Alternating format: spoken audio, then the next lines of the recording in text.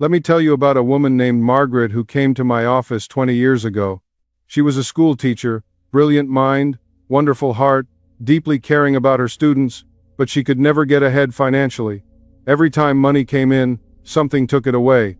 A car repair, a medical bill, an unexpected expense. It was like clockwork. She would get a little ahead, start to feel hopeful, and then boom, something would happen. The refrigerator would break. The car would need new tires. An insurance bill would come that she forgot about. She said to me, "Dr. Murphy, I feel like I'm cursed. I feel like there's an invisible force working against me. No matter what I do, I can't keep money. I work hard, I budget. I'm careful. But it doesn't matter. Something always goes wrong." I looked at her with compassion because I've heard this story hundreds of times and I knew exactly what was happening, but I needed her to discover it herself. So I asked her one simple question that changed everything. "Margaret, what did your parents teach you about money?" She went quiet. Her eyes drifted away as she searched her memory. Then tears came. Slowly at first, then more freely. "They always said money doesn't grow on trees," she whispered. "They said rich people are greedy. They said we should be grateful for what we have and not ask for more. They said people like us don't get wealthy. They said wanting more was selfish and ungrateful to God." And there it was, the invisible chain. Not a curse from outside, a program from inside, a set of beliefs planted in childhood that were still running her life 30 years later. Today I'm going to show you the same chain that's holding you back, and more importantly, how to break it forever. My friend, I know you're here because something isn't working. Maybe you work hard, harder than others around you, but you never seem to get ahead. You see people who seem to do less but have more. You watch opportunities pass you by. You feel like you're running on a treadmill, working and working but never moving forward. Maybe money comes in and immediately flows out, like water through your fingers. You can't hold on to it. You can't build anything. You're always starting over. Maybe you've tried everything. Budgets that you followed religiously for a while before something derailed them. Side hustles that never quite took off. Affirmations that you said in the mirror but didn't seem to change anything. Books about wealth that gave you hope for a few days before reality set back in. But nothing creates lasting change. Nothing breaks the cycle. And you're tired. So tired of struggling. So tired of worrying. So tired of feeling like you're the only one who can't figure this out. You might even feel ashamed, wondering what's wrong with you. You look around and see other people succeeding. Other people comfortable. Other people who don't seem to stress about money the way you do. And you wonder, what's their secret? Why does wealth come easily to others but not to you? What am I missing? What am I doing wrong? Is there something fundamentally broken in me? For over 40 years I've studied the laws of mind and demonstrated them to thousands of people from every walk of life. Doctors and dock workers, executives and housewives, young people just starting out and older people who thought it was too late. I've seen these principles create financial miracles for people who had nothing but debt and despair, people who were about to lose their homes, people who couldn't feed their families, people who had given up hope, not through luck or manipulation, not through schemes or shortcuts, but through the precise application of mental and spiritual law. Right now, at this very moment, you're trying to solve a mental problem with physical solutions. You're working harder, saving more, cutting expenses, looking for that next opportunity, that next job, that next break. But the real problem isn't in your bank account. It's not in the economy, it's not in your circumstances, it's in your subconscious mind. And until you address the root cause, the invisible beliefs and mental patterns that repel wealth like a magnet repels the wrong pole, you'll keep experiencing the same frustration, no matter what you do externally. You could win the lottery tomorrow and you'd still end up back where you started within a few years because the inner pattern would sabotage the outer blessing.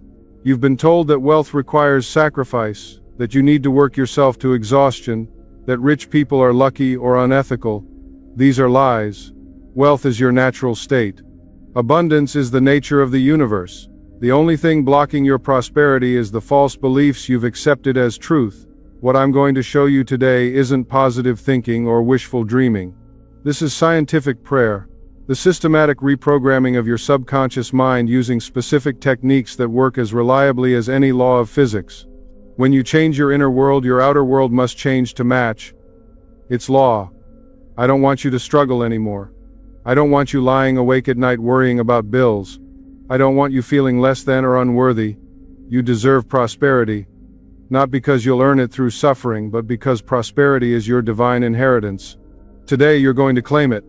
Now let me take you on a journey through several stories, real experiences from real people, that will show you exactly how this invisible block operates and, more importantly, how to remove it.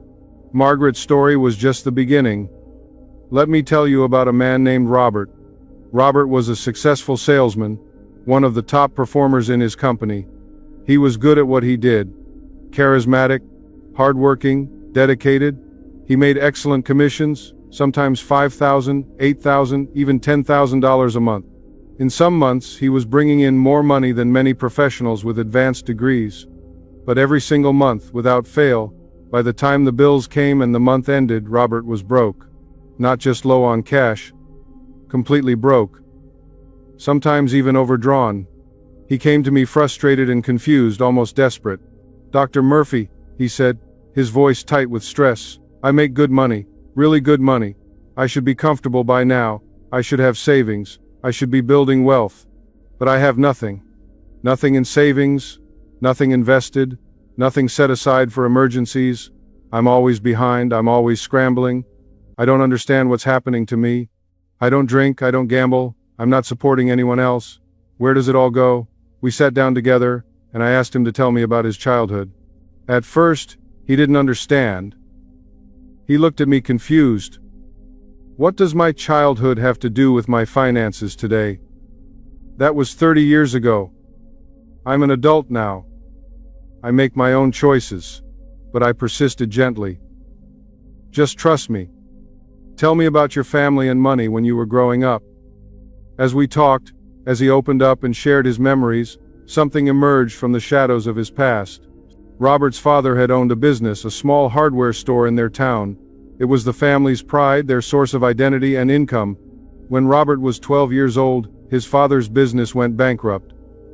The economy shifted, a big box store moved into town, competition increased, and his father couldn't keep up. Robert watched his father lose everything. He saw the stress lines deepen in his face. He watched his father age 10 years in 6 months. He saw his mother cry herself to sleep at night. He heard them fighting, bitter and afraid, their voices carrying through the thin walls late at night, arguing about money, about choices, about who was to blame. The family had to move to a smaller house on the wrong side of town. They had to sell the car his father loved. His father fell into a deep depression, barely speaking for months, sitting in a chair and staring at nothing.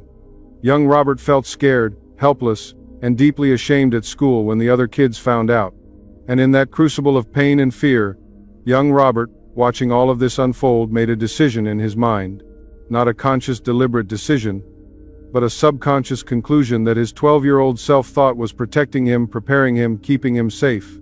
He decided that his family always loses money, that no matter how much comes in, it will always go away, that building wealth is an illusion, that security can vanish overnight, that you can't trust money to stay. Now here's what's crucial to understand. That belief was planted in his subconscious mind when he was just a boy, when his mind was like fertile soil accepting every seed without question. And his subconscious mind, being completely faithful to whatever is impressed upon it, began to create circumstances that matched that belief. So even though adult Robert was making excellent money, thousands of dollars every month, his subconscious mind, programmed decades ago, was making sure he lost it. He would make impulsive purchases he didn't need, buying things to fill the emptiness and fear inside. He would invest in schemes that any rational person could see were risky, but his judgment was clouded by his unconscious need to lose. He would have unexpected emergencies that drained his accounts, because when you're in a state of fear and expectation of loss, you attract loss. He would loan money to people who never paid him back, because his subconscious was looking for ways to fulfill its program. His conscious mind desperately wanted wealth and security, but his subconscious mind was programmed for loss and insecurity, and the subconscious always wins. Always. It's bigger, stronger, deeper, and it runs your life 95% of the time. Your subconscious mind is loyal to your beliefs, not your desires. This is one of the most important things I can teach you. You can want something desperately with your conscious mind. You can work for it, strive for it, pray for it, but if your subconscious believes something different, if it holds an opposite program, your subconscious will create your reality based on its beliefs, not your wishes. But Robert's story had a beautiful ending, which I'll share with you in a moment. First, I want you to meet someone else, because her pattern is different but equally common, equally powerful, equally destructive. Her name was Sarah, and she was a talented artist. Not just competent, but truly gifted. She could paint the most beautiful portraits you've ever seen. Faces that seemed to come alive on the canvas. Expressions that captured the soul of her subjects. People loved her work. They would stop and stare at her paintings in galleries. They would tell her she was brilliant, that she had a rare gift, that her work moved them to tears. But Sarah had a problem, a block that was destroying her dreams and her life. She couldn't charge what her art was worth, not even close. When someone asked about prices, something happened inside her. Her chest would tighten, her voice would get small. She would apologize when giving her prices, actually say the words "I'm sorry" as if she had done something wrong. She would charge $200 for a painting that should have been $2,000. She would give her paintings away to friends for almost nothing, practically begging them to take it. When someone wanted to commission a large piece, someone who had money and was willing to pay well, she would turn them down. She would make excuses. She would say she was too busy, or she wasn't sure she could do it justice, or maybe they should find someone better. But the real reason, the truth she couldn't face, was that she felt uncomfortable, almost sick, at the thought of asking for real money. She came to me not because of money problems directly, but because she was exhausted and frustrated and on the edge of giving up her art entirely. She was working all the time, painting constantly, hustling to get her work in galleries, teaching art classes on the side but barely surviving, barely paying rent, eating cheap food, wearing worn-out clothes, and she was starting to resent her art, resent the thing she loved most, because it wasn't taking care of her. I asked her, "Sarah, when you think about charging what your art is actually worth, what feeling comes up in your body?" She didn't have to think about it. The answer came immediately, automatically. "I feel selfish. I feel greedy. I feel like I'm asking for too much. I feel like I'm a bad person. Like I'm being ungrateful. Like I don't deserve it." So I asked her to go back in her memory, to close her eyes and travel back in time. When was the first time you felt this way? When was the first time you learned that wanting something made you bad? She closed her eyes and I watched her face change as she went back through the years, searching through her memories. After a few moments her face crumpled. Tears started rolling down her cheeks. She was 7 years old again in her mind, and she was remembering a day that had shaped her entire relationship with money and receiving. She had been walking through town with her mother. They passed by a store window, and in that window was the most beautiful dress Sarah had ever seen. It was pink with white lace, and to her 7-year-old eyes it looked like something a princess would wear. She stopped and stared at it, enchanted. And then, with the innocent boldness of a child, she asked her mother if she could have it. Her mother, who was tired from working 2 jobs, who was stressed about bills and rent, who was struggling to keep the family afloat after Sarah's father had left, snapped at her. The words came out harsh and cutting. "Don't be so selfish, Sarah. We don't have money for fancy things. You need to stop asking for things we can't afford. You should be grateful for what you have instead of always wanting more." That little girl heard one message in those words. One message that sank deep into her subconscious mind like a stone sinking to the bottom of a pond. Wanting nice things makes me selfish. Wanting more makes me bad. Asking for what I want hurts my mother. I am wrong for desiring. And from that day forward, from that single moment, Sarah's subconscious mind made sure she never asked for too much, never received too much, never wanted too much, because receiving would make her the selfish, ungrateful, bad person her mother said she was in that moment of stress and frustration. Now, consciously, Sarah knew this was irrational. Adult Sarah understood that her art had value, that she deserved to be paid, that wanting fair compensation wasn't selfish. She knew this intellectually, but knowing something consciously means absolutely nothing if your subconscious believes the opposite. The subconscious runs 95% of your life. It's the automatic pilot. It's the program running in the background. And Sarah's automatic pilot, her subconscious program, was set to poverty disguised as humility, to self-denial disguised as virtue. Poverty is not humility, my friend. Poverty is not spiritual. Poverty is not virtue. Poverty is a form of self-rejection. It's a statement that says, I don't deserve the good things of life. I'm not worthy of abundance. I must punish myself. I must stay small. And that statement, that belief, becomes your reality. It manifests in your circumstances. It shows up in your bank account. Now, Sarah's transformation was remarkable, and I'll tell you about it soon. But there's another pattern that's even more common, and I saw it clearly with a couple who came to me for counseling. James and Linda had been married for 15 years, and they were fighting about money constantly. Every conversation about finances turned into a battle. They were never on the same page. They couldn't agree on anything. James wanted to save every penny. He was obsessed with their bank balance. He was afraid to spend anything. He checked their account multiple times a day. He wouldn't take vacations, wouldn't go out to dinner, wouldn't buy anything that wasn't absolutely necessary. He lived in constant fear that they would end up with nothing. Linda, on the other hand, didn't even want to look at their finances. She avoided talking about money like it was a disease. She would spend without planning, buying things impulsively to escape the stress. She wanted to enjoy life now, and not worry about tomorrow. She didn't want to save because saving felt like hoarding, and hoarding felt wrong to her. They came to me because they were on the verge of divorce, and money was destroying their marriage. The love they once had was being crushed under the weight of their financial conflicts.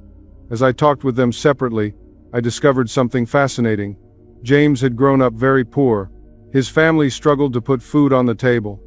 There were nights when he went to bed hungry. He wore hand-me-down clothes that didn't fit, and was embarrassed and teased at school. He saw his parents fight about money every single day. He felt the stress, the desperation, the shame of poverty. He made a vow as a child, a deep subconscious vow, that he would never be poor again, never be in that desperate position, never feel that helpless. So his subconscious mind went into extreme protection mode. Hoard everything. Don't spend. Save, save, save. Be afraid of losing. Fear drove him. Fear controlled him. Fear was his master. But Linda's story was completely different. She had grown up wealthy. Her family had money, beautiful home, nice things, country club membership, private schools. But her parents fought viciously about money. They competed with each other over who made more. They used money as power, as control, as a weapon. And eventually, they divorced, and it was ugly and bitter and painful, all centered around finances. The divorce nearly destroyed Linda emotionally. So, Linda's subconscious mind made a different conclusion. Money equals pain. Money destroys love. Money creates conflict. Money is dangerous. Stay away from money, and you'll stay away from pain. Don't think about it. Don't focus on it. Don't plan for it. Just live and hope it works out. Two people, opposite backgrounds, but both blocking wealth. James through fear and scarcity and hoarding, Linda through avoidance and denial and distancing. And here's the key insight that changed everything for them. Money is neutral. Money itself has no meaning. Money is just paper, just numbers, just a tool of exchange. Your subconscious mind gives it meaning, and that meaning, that emotional charge, that association, controls your entire relationship with it. To James, money meant safety and survival. To Linda, money meant pain and loss. And both of their subconscious minds created circumstances that matched their beliefs. James could never feel secure no matter how much they had because his belief said it could all disappear. Linda couldn't save or plan because her belief said money brings conflict and pain. These three stories, Margaret and Robert and Sarah and James and Linda, they reveal the three most common wealth blocks. The inherited family pattern, like Robert and his father's bankruptcy. The childhood shame or guilt around desire, like Sarah being called selfish, and the emotional association that links money with pain or fear, like James and Linda, but they all have the same root cause, and that's what I want to show you now. They all come from the subconscious mind accepting beliefs without question, and those beliefs creating a reality that matches them. Let me take you to an ancient story that reveals this truth with perfect clarity. In the Bible there's a parable that Jesus taught about 3 servants who were each given talents by their master. Now, a talent in those days was a significant sum of money, worth about 20 years of wages for a laborer. But it also represents your gifts, your mental abilities, your creative potential, your connection to divine abundance. The master gave one servant 5 talents, another servant 2 talents, and another servant 1 talent. Then he went away on a journey, leaving them to handle his wealth. The servant with 5 talents took them and invested them wisely, and he doubled them to 10. The servant with 2 talents did the same, investing and doubling them to 4. But the servant with 1 talent was afraid. He took his talent and buried it in the ground to keep it safe. He didn't invest it, he didn't use it, he didn't let it grow. He just hid it away out of fear. When the master returned, he was pleased with the first 2 servants. "Well done, good and faithful servants," he said. "You've been faithful with a little, so I'll give you authority over much more. You'll enter into the joy of your master."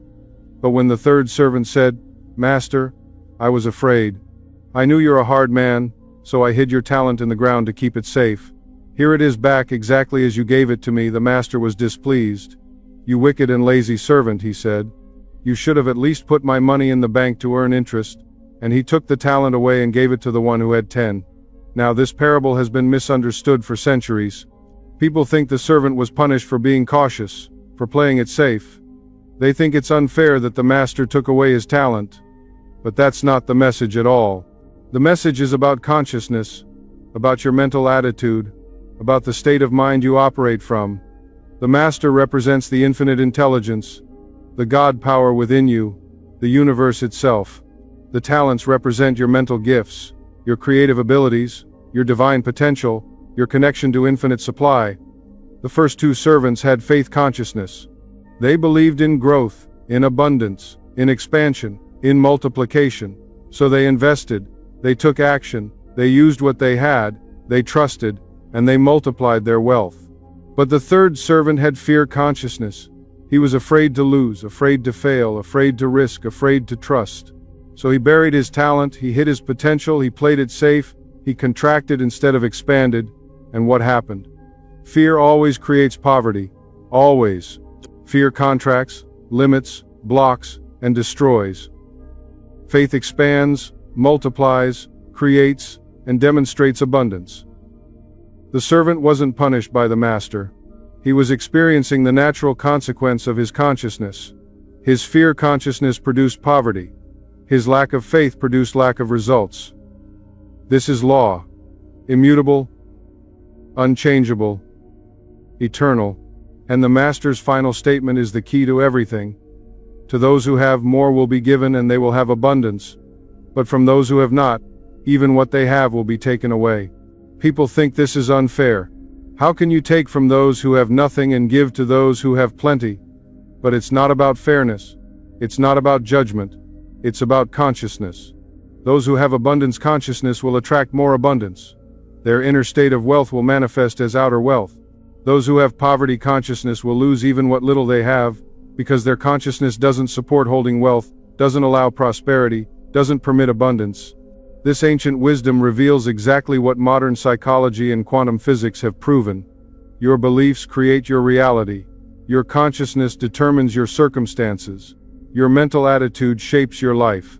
Your inner world creates your outer world. I had to learn this myself, and it wasn't easy. When I was younger, when I first began my spiritual journey, I struggled with money. I had studied philosophy and religion and metaphysics. I had become a minister. I had dedicated my life to teaching truth and helping people. But I had a hidden belief, buried deep in my subconscious, that I wasn't even aware of. I believed that spiritual people shouldn't desire money. That somehow wanting wealth made me less holy, less devoted to God, less pure in my intentions. That money was somehow unspiritual, that poverty was somehow more virtuous. And you know what happened? I struggled. I had financial problems. I felt stuck. I would pray and study and teach, but money was always tight. Bills were always a worry. I couldn't understand it. Here I was, teaching spiritual principles, helping people, doing God's work as I understood it, and yet I was struggling financially. It didn't make sense. Then one day, through study and meditation and honest self-examination, I had a realization that changed everything. I understood that this belief was completely false. Money is not unspiritual. Money is not evil. Money is not the enemy of God. Money is a symbol of exchange, a measure of value, a tool we use in society. It's how we trade energy and time and goods and services. The same God who created my soul created the dollar bill in my pocket. The same infinite intelligence that made the stars in the sky made the coins in my hand. There is no separation between spiritual and material. There is no division between heaven and earth. Spirit creates matter. The invisible becomes visible. God is the source of all, including abundance, including prosperity, including the money I need to live and serve. When I finally understood that wealth is spiritual, that abundance is my divine birthright, that prosperity allows me to bless others and serve better and live without the stress that blocks my spiritual growth, everything shifted. My consciousness changed. My relationship with money transformed. My finances improved. Opportunities came that I never expected. Abundance flowed in ways I never imagined, not because I worked harder, but because I changed my consciousness. I released the block that was sabotaging me. I removed the false belief that was creating my poverty. And if I had to do it, if someone who teaches these principles had to face this block and overcome it, then you may have to do it too. We all have blocks, we all have programming. We all have beliefs that limit us. The question is, are we willing to see them? Are we willing to examine them honestly? Are we willing to change them? Because they can be changed. Always. At any time. Starting right now. Now that you've seen how these blocks operate through these stories, through Margaret and Robert and Sarah and James and Linda and my own story, let me give you the deeper principles that explain why this happens and how to change it.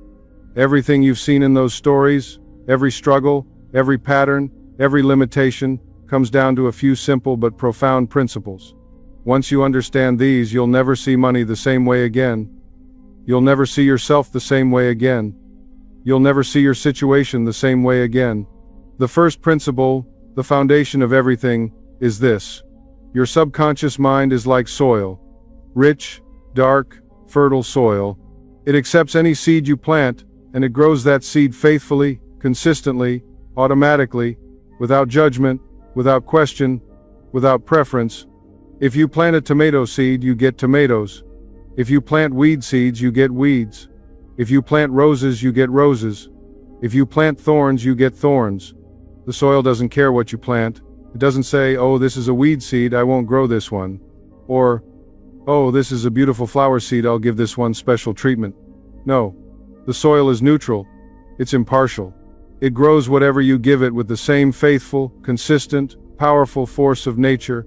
Your subconscious mind works exactly the same way. Exactly. It's completely impartial, completely neutral, completely faithful to what you plant in it. It doesn't know the difference between a true belief and a false belief. It doesn't know the difference between a helpful thought and a harmful thought. It doesn't judge. It doesn't edit. It doesn't protect you from your own negative programming. It doesn't say, wait, this belief will hurt you, so I won't accept it. No, it simply accepts. It only knows what you've accepted as true, what you've impressed upon it with feeling and repetition, and it makes that true in your experience with absolute reliability, with unwavering consistency. This is why you can have two people with the same education, graduates from the same school, sitting next to each other in the same classes, learning from the same teachers, with the same opportunities, the same resources, the same starting point, the same external advantages, and 10 years later, one person is wealthy and the other is struggling. 20 years later, one person has built an empire and the other is still barely getting by, still complaining about circumstances, still blaming the economy. It's not luck. It's not favoritism from the universe.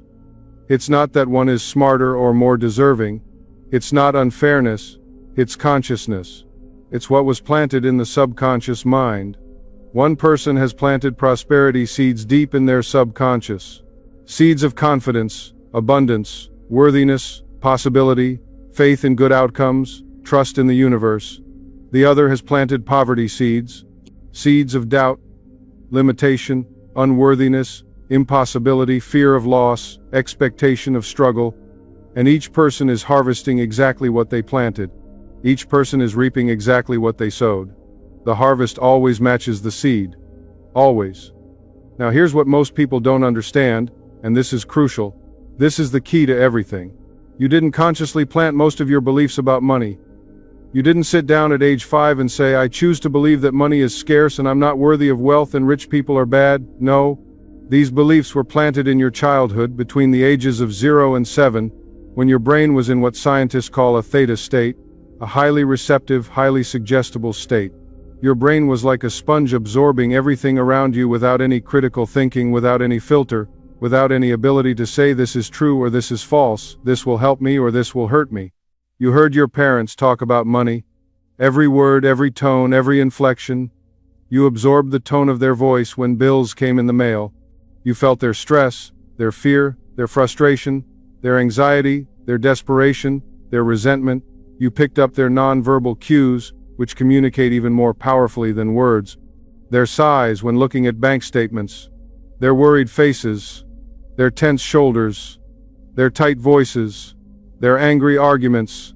You heard them say things, maybe just in passing, maybe not even directed at you, maybe not even meant to be teachings, but you heard them and your subconscious recorded them as truth. Money doesn't grow on trees.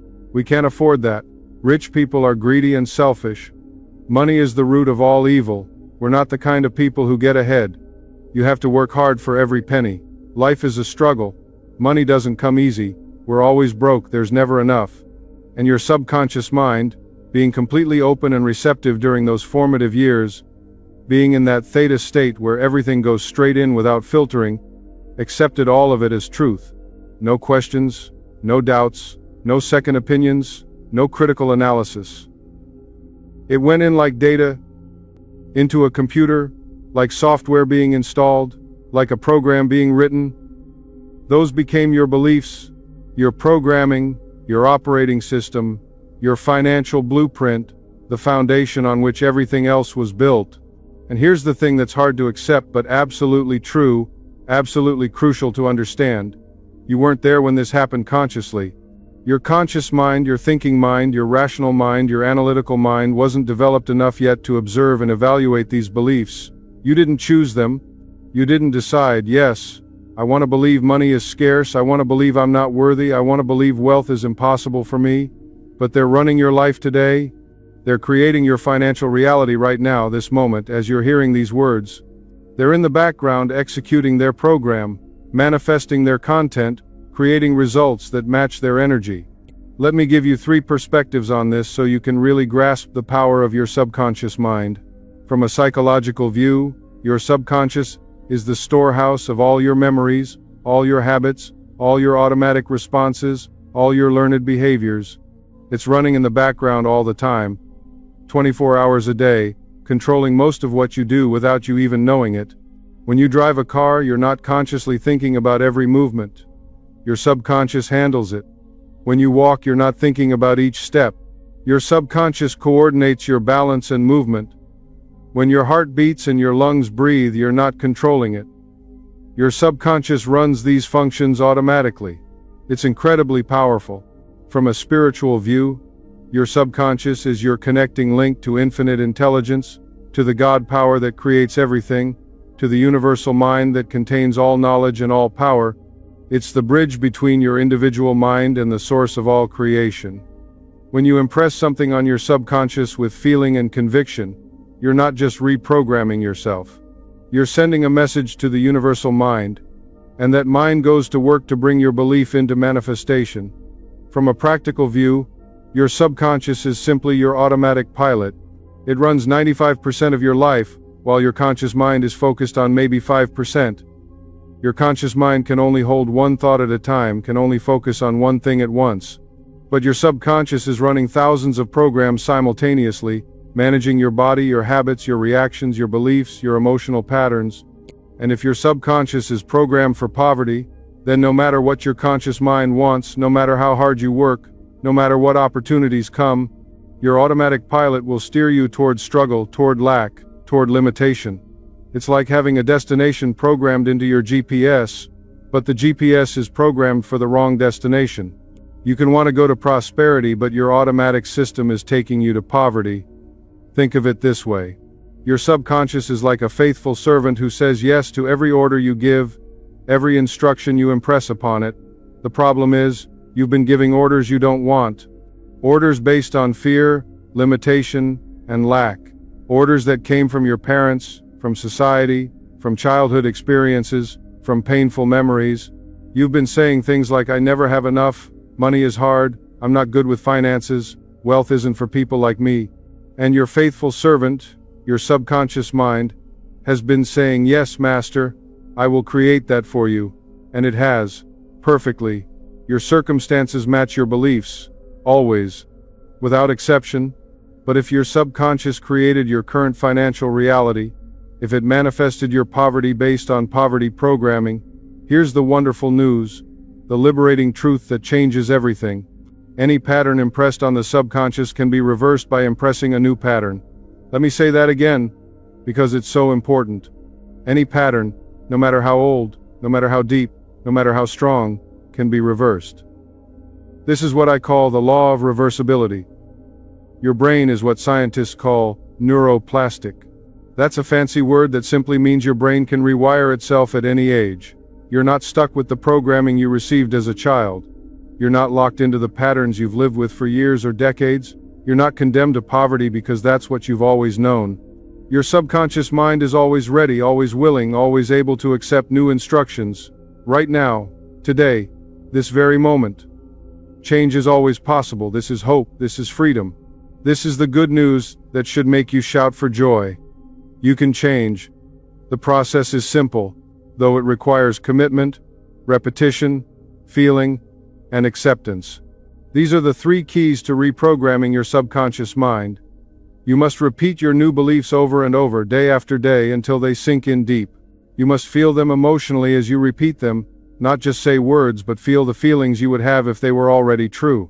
And you must accept them as possible, as real, as true, even before you see evidence in your external world.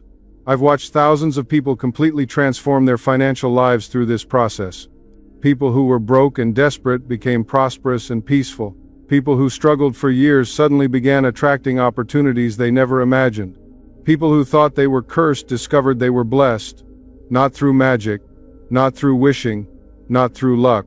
Through the systematic, scientific reprogramming of the subconscious mind using specific techniques that work as reliably as any law of physics or chemistry. Now, I need to be honest with you about something important, something that many teachers don't tell you.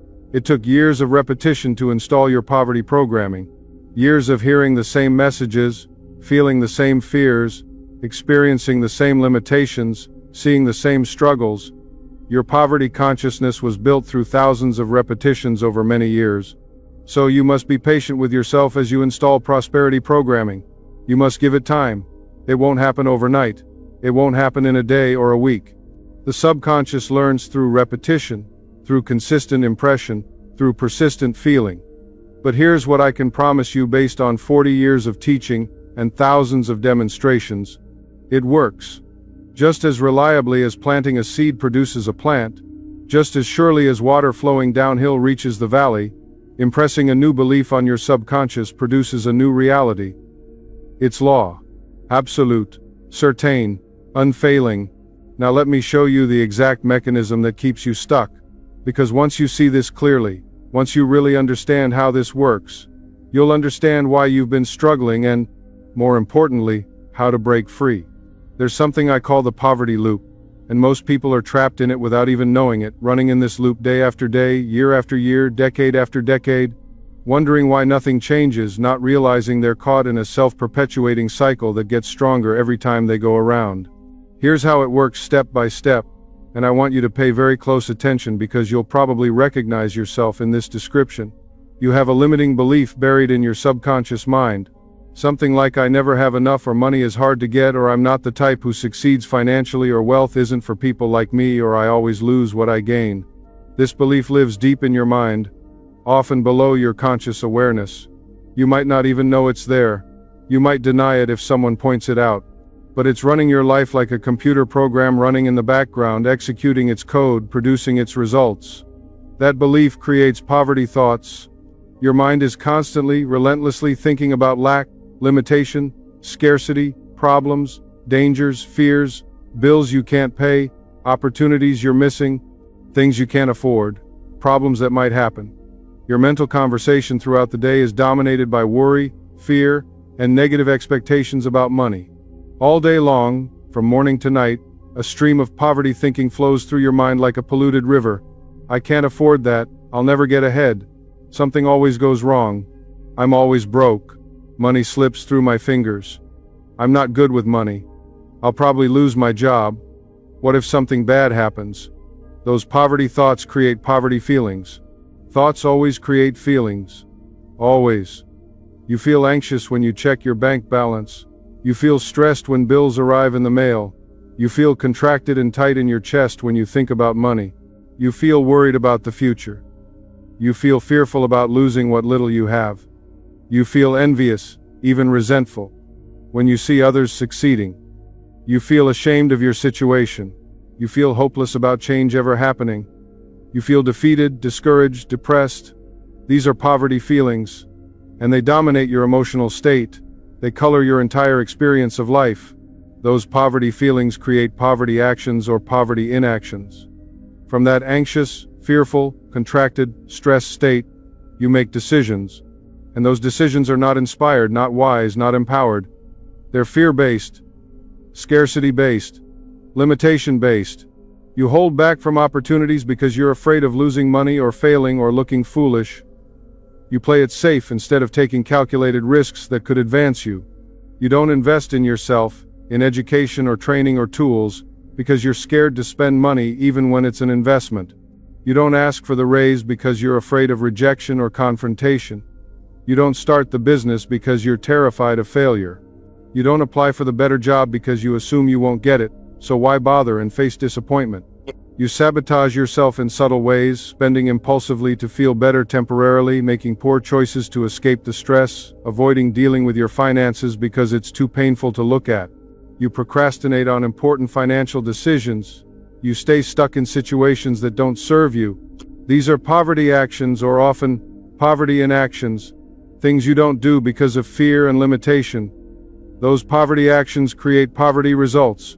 Inevitably, unavoidably, you don't get the promotion because you didn't ask or didn't prepare or didn't believe you deserved it. The opportunity falls through because you hesitated too long.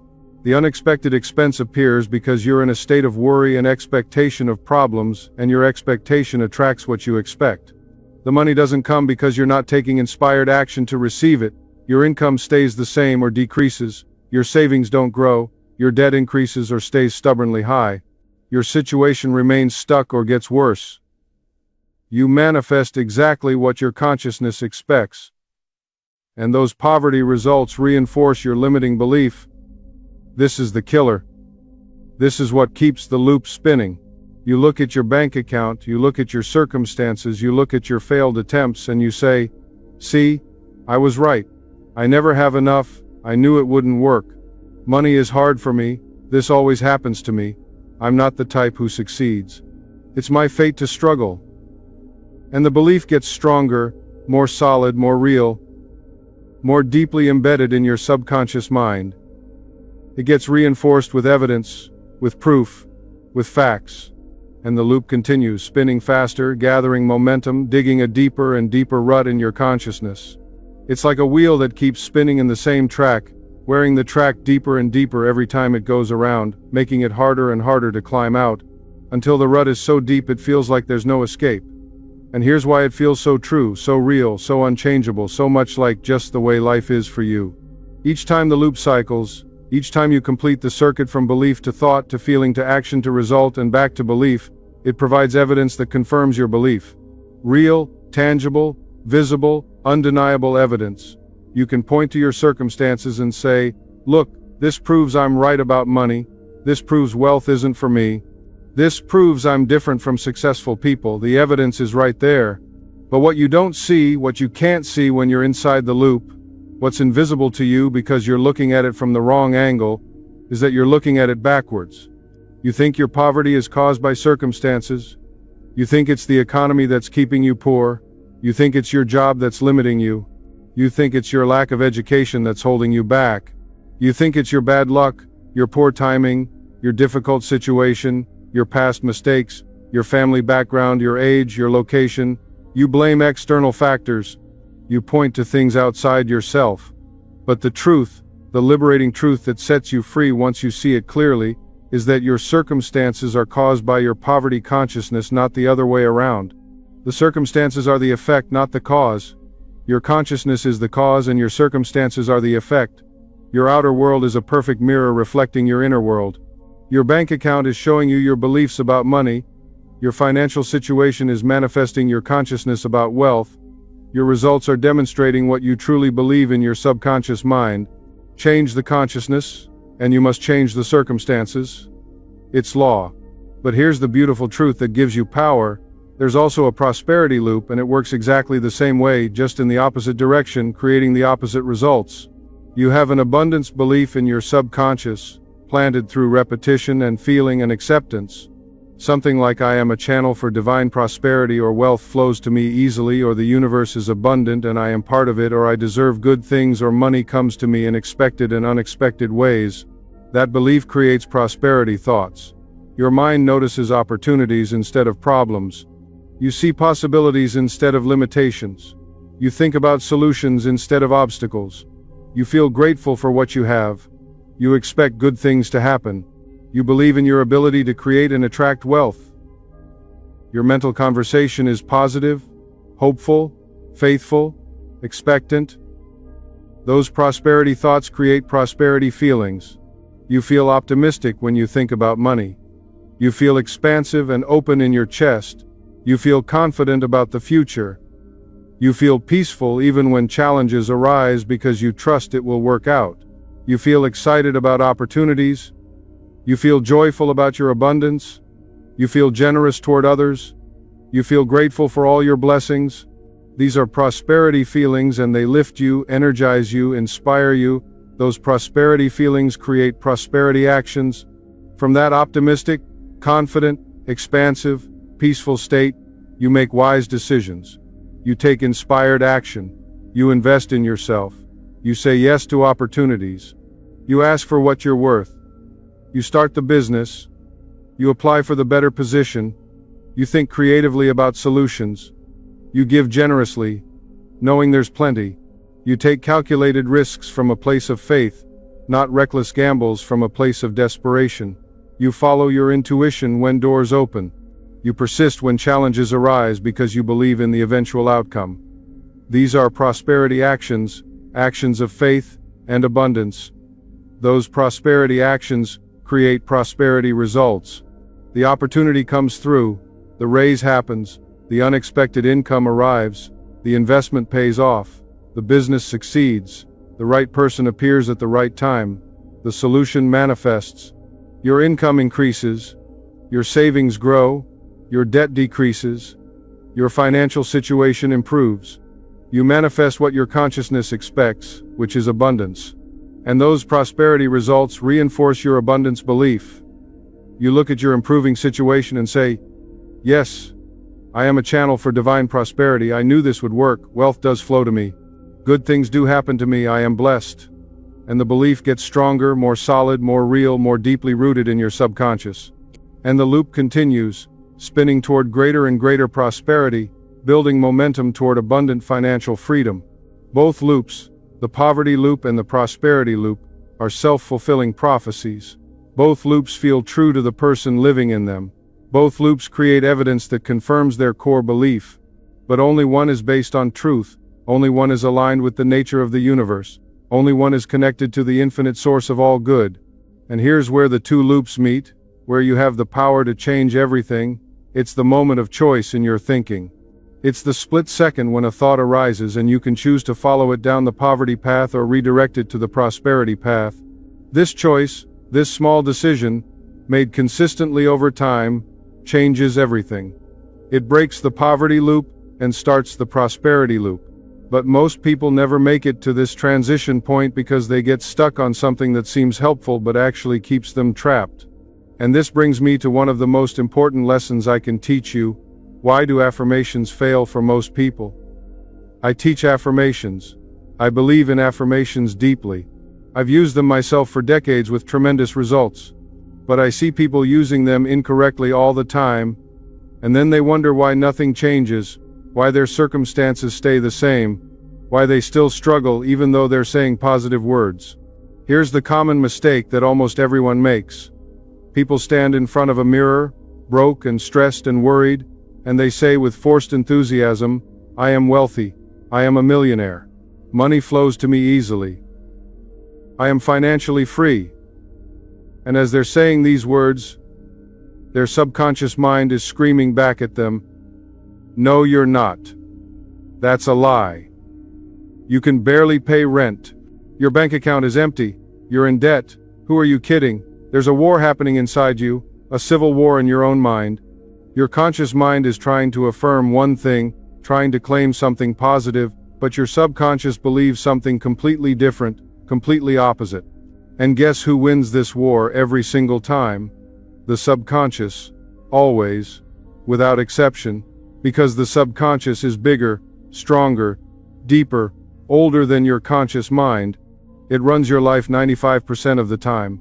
Your conscious mind might make plans and set goals and say affirmations, but your subconscious mind executes them or sabotages them based on what it believes. So you end up with inner conflict, a battle in your mind, a war in your consciousness. One part of you trying to believe in abundance, another part rooted in scarcity. And this conflict blocks results completely. You're pushing the gas and the brake at the same time. You're trying to go forward while something inside you is pulling you back. The missing ingredient, the piece most people don't understand, the secret that makes affirmations actually work, is feeling and acceptance. Words without feeling are useless. They're just noise. They're vibrations in the air that don't penetrate the subconscious. But words with feeling, words charged with emotion, words spoken with conviction and acceptance, these penetrate the subconscious and create change. They impress themselves on the deeper mind where they can take root and grow and manifest. So here's the correct method, the way that actually works. The approach that creates real transformation. Start where you are believable. Don't try to leap from poverty to millionaire status in one affirmation. Your subconscious knows that's not true and will reject it. If you're broke, don't affirm "I am a millionaire." Your subconscious knows better and will shut you down. Instead, start with something you can believe, something that feels possible, something your mind can accept. I am opening to wealth. I am becoming more prosperous. My income is increasing. Abundance is flowing into my life. These statements are possible. They're in process. They don't require you to lie to yourself. Your subconscious can accept them. Add feeling to your affirmations. This is absolutely crucial. As you say the words, feel the feelings you would feel if they were true. When you say "I am opening to wealth," feel the relief you would feel as money starts coming in. Feel the gratitude for abundance flowing to you. When you say "I am becoming more prosperous," feel the excitement of increasing prosperity. Feel the peace of financial security growing.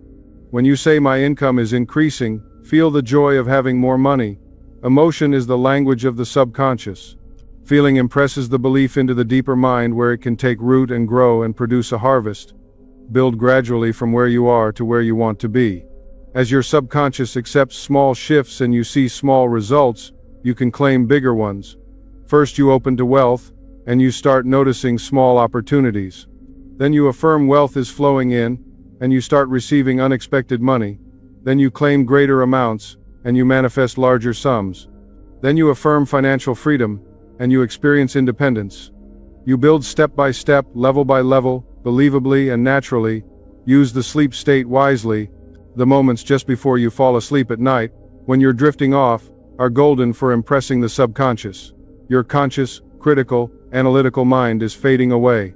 Your defenses are down. Your filter is relaxing. And your subconscious is highly receptive, wide open to impression.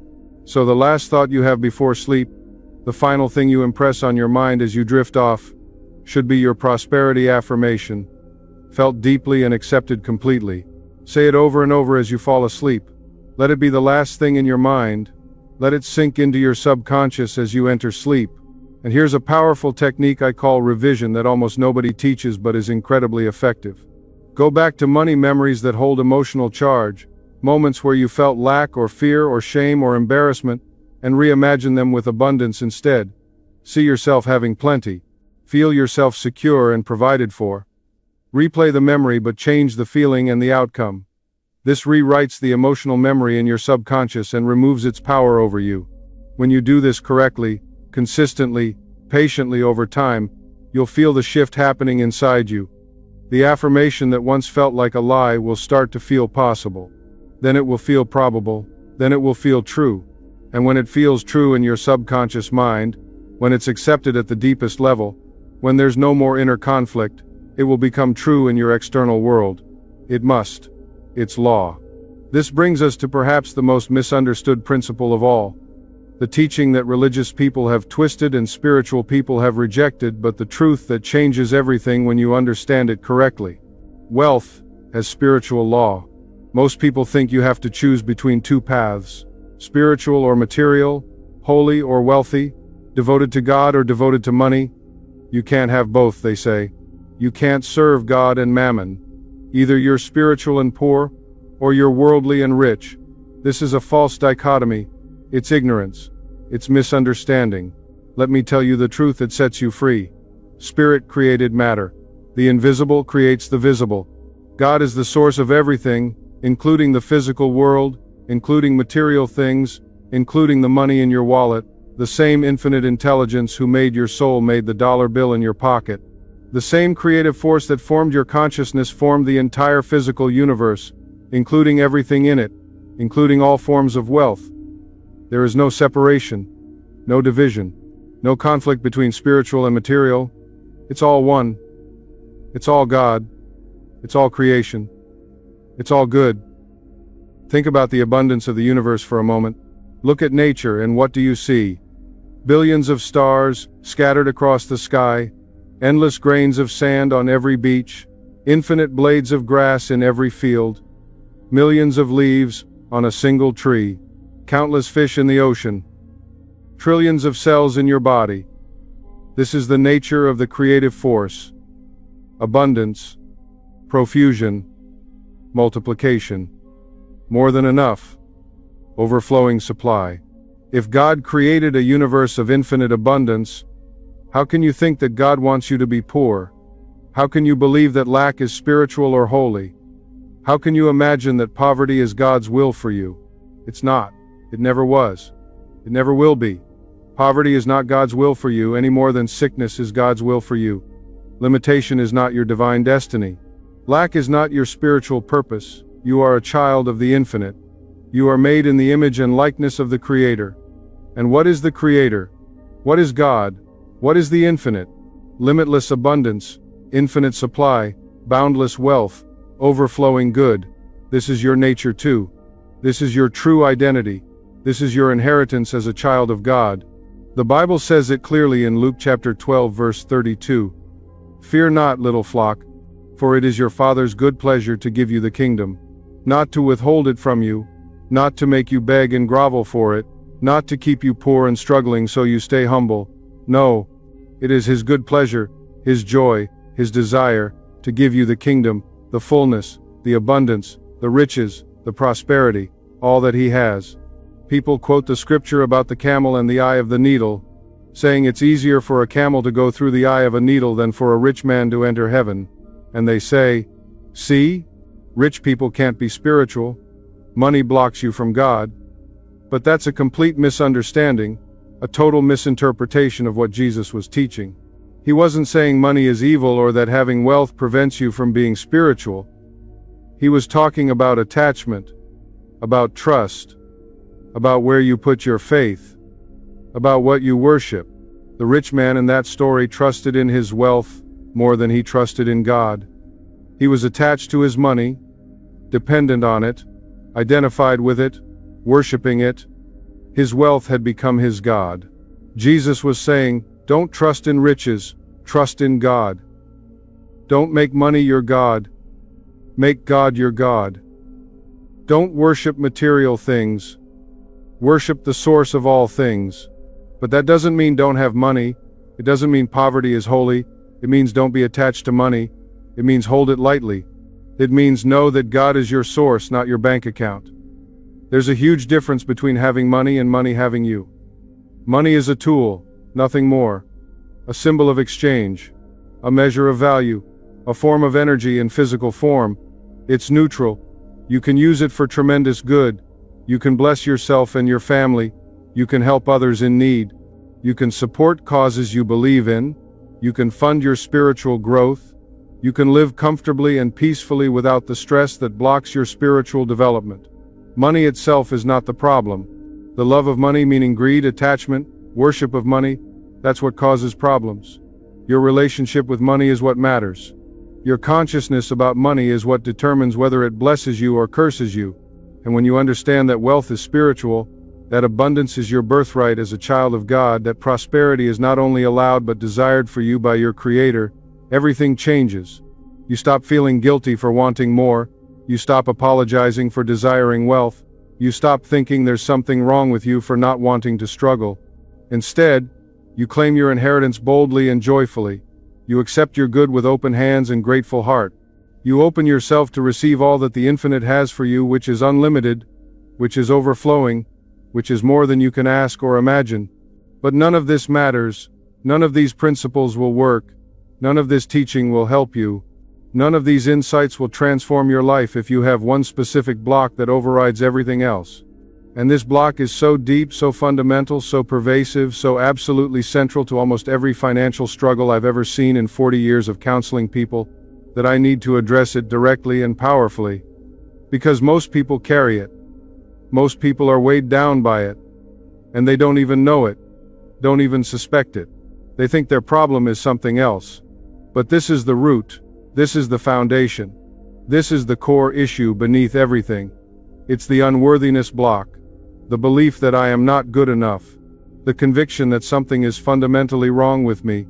Beneath all money blocks, underneath all financial struggles, at the core of every prosperity problem, sitting like a boulder in the stream blocking the flow of wealth, there is one belief: I am not worthy. I don't deserve wealth. I'm not good enough for abundance. Something is wrong with me. Something is defective. Something is lacking. I'm broken somehow. This belief forms in childhood through shame, through criticism, through comparison, through all the ways we learn to doubt ourselves and question our value and believe we're less than we should be. Maybe your parents told you explicitly or implicitly that you were never good enough, that you didn't measure up to their expectations, that you were disappointing, that you should be more, do more, achieve more. Maybe you were compared to siblings or other children and found lacking. You weren't as smart as your brother. You weren't as talented as your sister. You weren't as attractive. You weren't as successful. You weren't as worthy of love and attention. Maybe you made mistakes as a child, normal childhood mistakes, and were punished harshly. And you internalized the message that you're bad, you're wrong, you're unworthy of good things. Maybe you absorbed messages from religion that you're a sinner, that you're flawed and broken at your core, that you're fallen and corrupted, that you need to spend your life earning God's love through suffering and sacrifice and self-denial. Maybe you internalized cultural messages about your gender or your race or your class or your background that told you people like you don't deserve success, don't deserve wealth, should accept less and be grateful for whatever crumbs fall from the table. Whatever the source, whether it came from parents or society or religion or school or your own misinterpretation of experiences, the result is the same.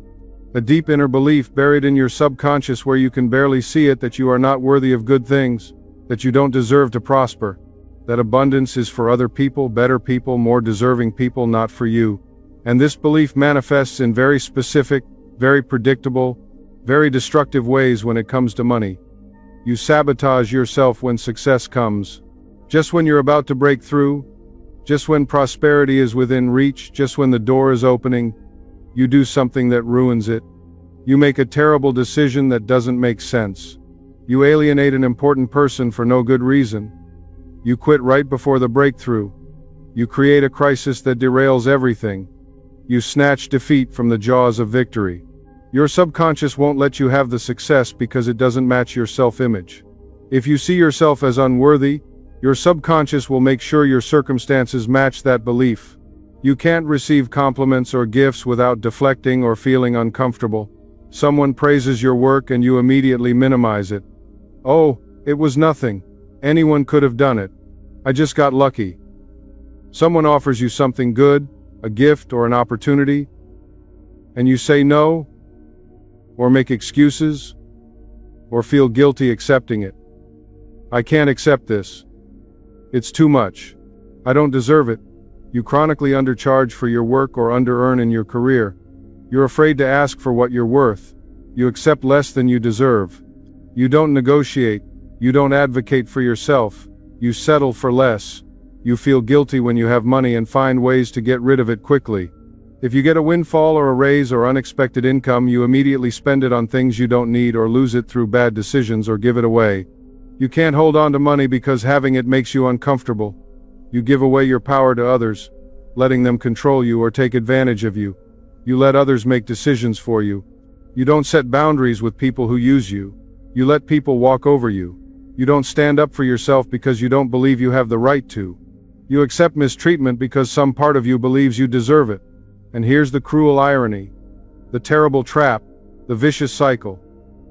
Unworthiness makes you both crave wealth desperately and reject it simultaneously.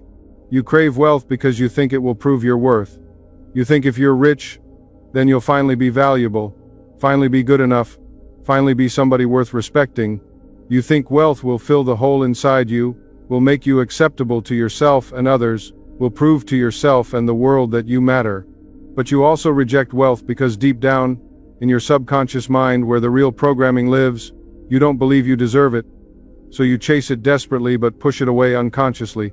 You work toward it consciously and sabotage yourself unconsciously. You want it and fear having it. You pursue it and run from it.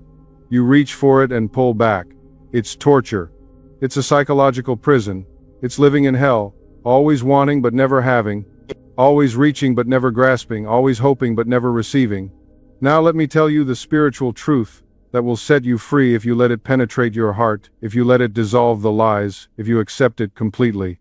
Your worth is inherent. It's given by God at your creation. It's established by your Creator before you were born. It's unchangeable by circumstances, by actions, by achievements, by failures, by anything in the external world. You are not worthy because of what you do, what you achieve, what you accumulate, how you perform, how you look, how much you accomplish. Those things have nothing to do with your worth. Nothing whatsoever. Zero. You are worthy because you exist. Because the infinite created you. Because God made you. Because you are an expression of the divine. And God doesn't make mistakes. God doesn't create junk. God doesn't produce anything that isn't valuable and precious and worthy and beautiful. You are valuable because you are an expression of the divine life force. You are precious because you are a child of the Most High. You are worthy because the infinite intelligence of the universe thought you into existence and loves you unconditionally, completely, eternally. Your worth was established before you were born, before you did anything right or wrong, before you succeeded or failed, before you pleased anyone or disappointed anyone, before you accomplished anything or failed at anything. It was built into you at creation. It's part of your nature as a divine being. It's who you are at the deepest level. And nothing you do or don't do can change it. Not your mistakes, not your failures, not your past, not your sins, not your shortcomings, not your present circumstances, nothing. Your worth is permanent, unchangeable, absolute. From a psychological perspective, you must separate your being from your doing. Who you are is not what you do. You are a human being, not a human doing. Your essence, your core, your true self is perfect, whole, and complete already. What you do, what you achieve, what you accomplish, those are just expressions of your being. They're not the source of your value. They're not what makes you worthy. You were worthy before you did anything, and you'll be worthy regardless of what you do or don't do. A baby is worthy. The baby hasn't accomplished anything. The baby hasn't achieved anything. The baby hasn't proven anything. But the baby is infinitely valuable, infinitely precious, infinitely worthy of love and care. Why? Because the baby exists. Because the baby is a human being. Because the baby is alive. Your worth is the same. It's based on your existence, not your performance. And when you understand this, when you really feel this truth in your bones, when you accept it completely and let it dissolve the old lie of unworthiness, when you let it replace the false belief that you're not good enough, wealth becomes something completely different. It's not about proving anything. It's not about earning your value. It's not about compensating for some imagined deficiency. It's not about finally becoming someone. It's simply allowing the abundance that is already yours by divine right to flow into your experience. It's accepting what the universe is constantly trying to give you but you've been blocking because you didn't think you deserved it. It's opening your hands to receive what belongs to you. My friend, if this is your block, if you recognize yourself in what I'm describing, if you felt something stir inside you as I was talking about unworthiness, please hear me. Really hear me. Stop what you're doing for a moment. Put your hand on your heart. Look into my eyes through these words and hear this truth that can change your life. You are worthy. Not because I say so, though I do say so with all my heart, but because the infinite made you, and God makes no mistakes. God doesn't create anything unworthy. Everything God creates is good, is valuable, is worthy. You are deserving of every good thing life has to offer. You deserve love. You deserve peace. You deserve joy. You deserve abundance. You deserve prosperity. You deserve wealth. You are valuable beyond measure. More valuable than gold, more precious than jewels, more important than any achievement or accomplishment or success. You are loved unconditionally by the power that created you. The same love that holds the stars in place, that makes the sun shine, that keeps the earth spinning, that creates all life, that love is loving you right now, completely, perfectly, eternally. And wealth is not something you must earn through suffering or prove yourself deserving of through achievement or struggle for through sacrifice. Wealth is something you accept as your natural inheritance, as your birthright, as what already belongs to you because you're a child of the infinite. Let this truth sink into your heart like rain into dry ground. Let it penetrate your subconscious mind like light penetrating darkness. Let it dissolve the old lie of unworthiness like sun melting ice. Let it replace every false belief you've been carrying.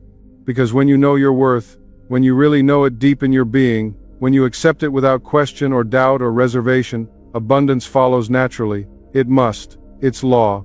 You can't feel worthy and experience lack. They can't coexist. One must give way to the other. Now, let me tie all of this together with one final lesson that brings everything into focus, that makes everything clear, that connects all the dots, that gives you the master key that unlocks everything.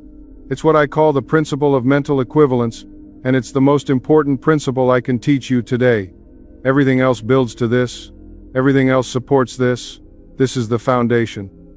Here's the principle stated simply. Your external wealth can never exceed your internal sense of wealth. What you have in your outer world is always, always, always, without exception, a reflection of what you hold in your inner world.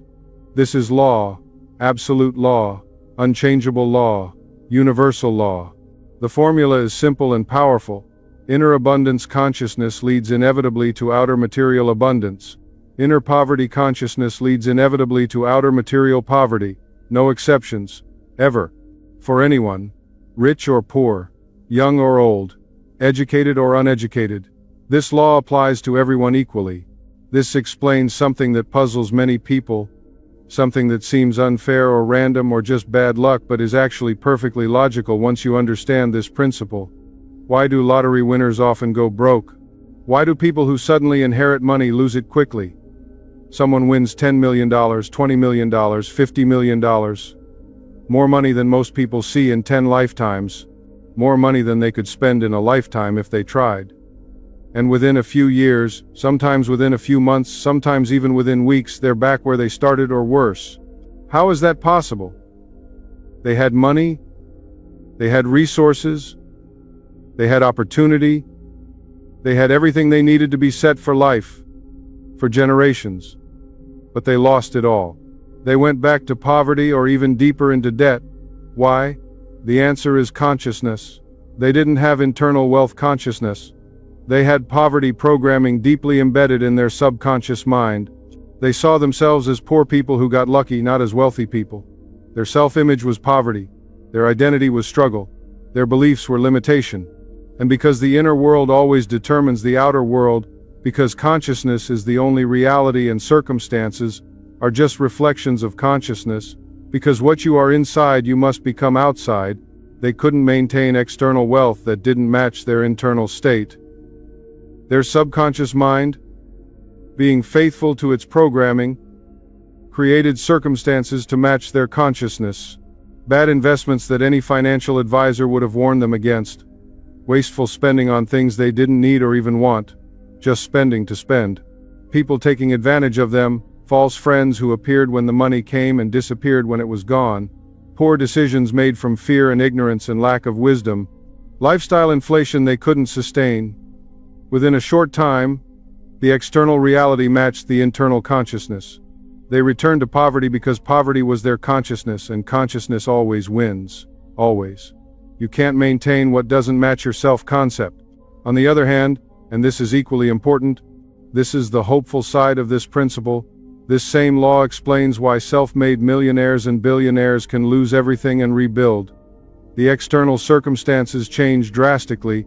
They go bankrupt. They lose their businesses. They lose all their money. Everything is gone. But their consciousness doesn't change. That's the key. Their inner state remains the same. A self-made wealthy person has built prosperity consciousness. It's established deeply in their subconscious mind. It's programmed into their being. It's who they are, how they see themselves, how they think, how they operate, how they relate to life.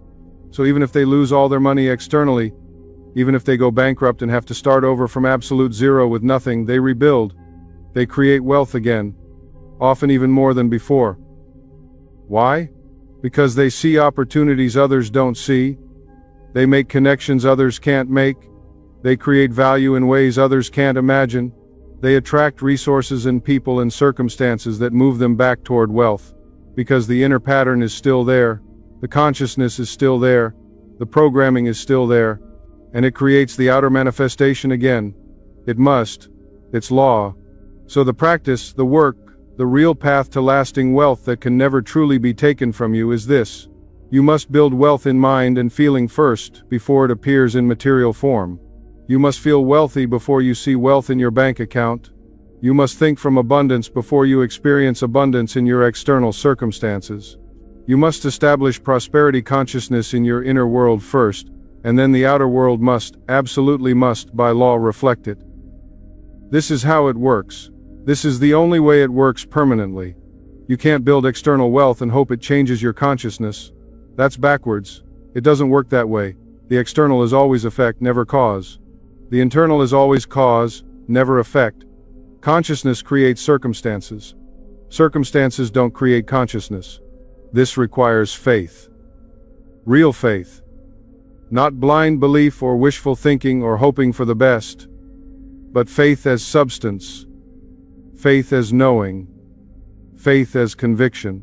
Faith as certainty that what you're impressing on your subconscious mind with feeling and repetition will manifest in your outer world with mathematical precision. This requires patience. Real patience.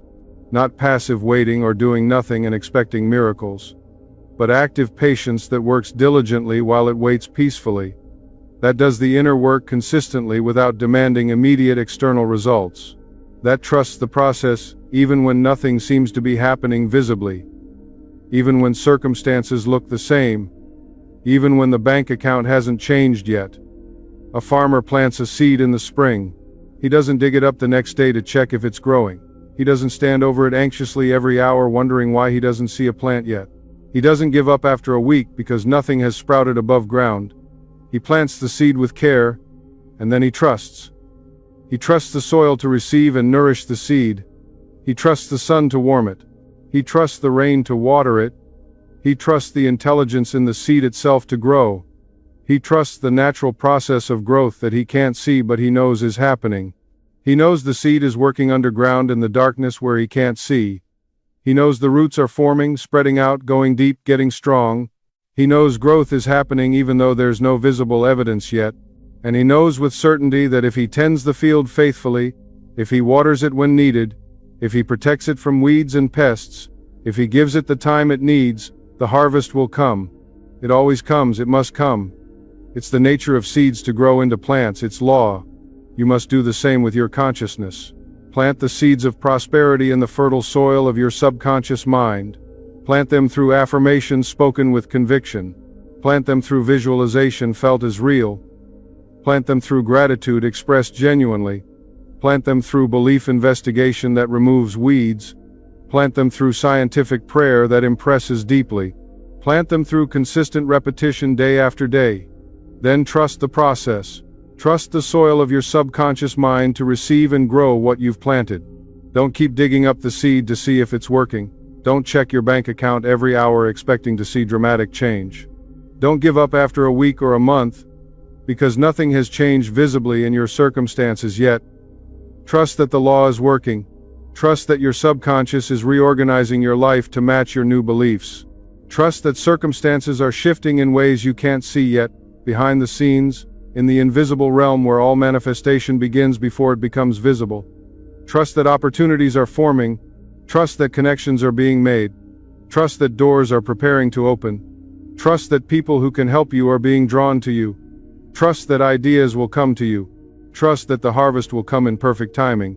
And I can tell you with complete certainty, with absolute conviction, with total assurance based on 40 years of study and application and demonstration of these principles, based on witnessing thousands of transformations, based on proving these laws in my own life over and over, when you hold a prosperity consciousness with unwavering conviction, when you feel wealthy in your mind and heart consistently, when you accept abundance as your natural state and impress it deeply on your subconscious mind through faithful practice over time, the material expression must follow. It's not a maybe, it's not a hope, it's not a possibility. It's a certainty. It's inevitable. It's guaranteed by universal law. As sure as gravity pulls things down to earth, as sure as water flows from high ground to low ground, as sure as a seed planted in good soil becomes a plant, as sure as the sun rises in the east every single morning without fail, your prosperity consciousness will become your prosperity experience. It has to. There's no other possibility when you understand and apply the law. It's law, unchangeable law, universal law, divine law, God's law. All of these lessons are powerful. They're transformative. They're life-changing. They're absolutely capable of revolutionizing your financial life if you apply them. They've changed thousands and thousands of lives over the decades I've been teaching, but they remain theoretical. They stay in the realm of ideas and concepts. They don't do you any good at all sitting in your head as interesting information until you put them into practice, until you actually do the work. Knowledge without application is like having a map to buried treasure but never digging. You know where the treasure is. You know it's there. You know how to get it. But you never actually arrive because you never take the journey. You never pick up the shovel. You never start digging. So now, right now, I'm going to give you specific practices, exact steps, concrete actions you can start today. Not tomorrow when you feel more ready. Not next week when things settle down. Not next month when you have more time. Today, right now, as soon as you finish listening to this, these are actions that will begin reversing your wealth blocks immediately if you do them. They're not complicated or difficult. They don't require hours of your time. They don't require special equipment or training or knowledge, but they do require something. They require consistency. They require commitment. They require you to actually do them, not just think about doing them, not just intend to do them someday, but actually practice them daily starting now. So let me give you the first practice, and this is one of the most powerful techniques I know for clearing old programming. Each night before you go to sleep, I want you to do what I call the evening review and revision. Here's exactly how it works, step by step. As you're lying in bed, after you've finished everything for the day, after you've turned off the lights before you drift off to sleep, take 5 to 10 minutes to review your day with regard to money and prosperity. Think through the day from morning to night, and identify any moment where you felt lack, fear, limitation, worry, stress, anxiety, or negativity about money or wealth or your financial situation. Maybe you got anxious when you saw a bill in the mail. Maybe you felt that familiar knot in your stomach. Maybe you felt jealous or envious when you saw someone with something you wanted, driving a nice car or living in a nice house. Maybe you worried about your job security, wondering if you'll still be employed next month. Maybe you felt stressed when you looked at your bank account. Maybe you compared yourself to others and felt inadequate, like everyone else is doing better than you. Maybe you thought, I can't afford that, or I'll never have enough, or why is it so hard for me, or what's wrong with me? Find those moments. Identify them clearly. Be honest with yourself. Don't judge yourself for having those thoughts and feelings. Don't beat yourself up. Just observe them honestly. Now here's the key. The part that makes this technique powerful instead of just depressing. Don't just remember those moments as they happened. Don't just replay them and feel bad all over again. That would just reinforce the poverty programming. Instead, revise them. Replay each moment in your imagination, but this time with abundance, ease, confidence, and peace instead of lack, fear, stress, and worry. If you worried about a bill, close your eyes and reimagine that moment. See yourself opening the bill, but this time, you're calm. You're peaceful. You look at the amount without any anxiety. You know you can pay it easily. You see yourself writing the check or making the payment with ease and gratitude. You feel the relief. You feel the peace. You feel grateful that you can pay your bills. And you see your bank account still healthy after the payment, with plenty left over. Make it vivid. Make it real. Make it felt. If you felt jealous of someone's success or possessions, reimagine that moment. See yourself looking at that person or their car or their house. But this time, you're genuinely happy for them. You celebrate their success with a full heart. You feel no envy, no comparison, no lack. You know confidently that your abundance is coming too. You know there's enough for everyone. You know their success doesn't diminish yours. You feel abundant already. If you felt stressed about money, reimagine yourself peaceful and trusting. See yourself knowing deeply that you're provided for. Feel the certainty that all is well. Feel the trust that you're guided and supported by infinite intelligence. Feel the faith that your needs are met and your desires are on their way. As you reimagine each scene, this is critical, feel the feelings deeply. Don't just think about it mentally up in your head. Feel it emotionally in your body. Feel the relief flooding through you. Feel the gratitude welling up in your heart. Feel the confidence settling into your gut. Feel the peace relaxing your shoulders. Make it real. Make it visceral. Make it felt. Your subconscious responds to feeling, not just thought. Do this with every negative money moment from your day. Go through them one by one, systematically, patiently revising each one from poverty consciousness to prosperity consciousness. This might take 5 minutes, it might take 10 minutes, that's fine. It's worth it. Why does this work? What's happening neurologically and spiritually when you do this? 2 powerful things. First, you're training your subconscious mind to think in abundance patterns instead of poverty patterns. You're showing it a different way of responding to situations. You're creating new neural pathways in your brain. You're literally rewiring your automatic responses at the neurological level. Second, you're overriding poverty memories with prosperity memories. Your subconscious mind, as I've told you, doesn't know the difference between a real experience vividly remembered and a vividly imagined experience felt deeply. Both make impressions on the subconscious. Both create memory traces. Both influence future behavior and expectations. So when you revise a memory, when you reimagine it with different thoughts and feelings and outcomes, you're actually changing its impact on your programming. You're removing its power to reinforce your poverty consciousness. You're neutralizing the negative charge. You're replacing lack with abundance at the memory level. Do this every single night, just 5 to 10 minutes before sleep. Make it as automatic as brushing your teeth. Do it faithfully for 30 days straight, and watch what happens to your consciousness. You'll notice yourself thinking differently about money during the day. You'll catch yourself having prosperity thoughts instead of poverty thoughts automatically. You'll find yourself responding to situations with confidence and peace instead of fear and anxiety. Your default state will shift. This practice alone, done consistently with feeling, will begin shifting your consciousness, and as your consciousness shifts, your circumstances must follow. They have no choice. It's law. Now, that first practice clears old patterns. It removes the poverty programming bit by bit, day by day. The next practice installs new patterns actively. It builds prosperity consciousness deliberately. This is what I call the wealth affirmation ritual, and I want to give you a specific, powerful affirmation that I've seen work miracles in people's lives over and over. An affirmation that carries energy, that impresses the subconscious deeply, that creates real change when used correctly with feeling. Here it is. Listen carefully. Infinite riches are flowing to me now, easily and effortlessly. I am a channel of divine prosperity. Wealth is my birthright. Now, I want you to say this specific affirmation at 2 precise times every single day without fail. When you wake up in the morning, before you do anything else, before you check your phone, before you get out of bed, before you start thinking about your problems and your day and your to-do list, say this affirmation. And before you go to sleep at night, after you've done your evening revision, after you've finished everything for the day, as you're lying there in the darkness ready to drift off, say this affirmation. Why these specific times? What makes them so important? Because when you first wake up and just before you fall asleep, your subconscious mind is most receptive to new programming. Your conscious, critical, analytical, doubting mind is relaxed and quiet. The gate to your deeper mind is wide open.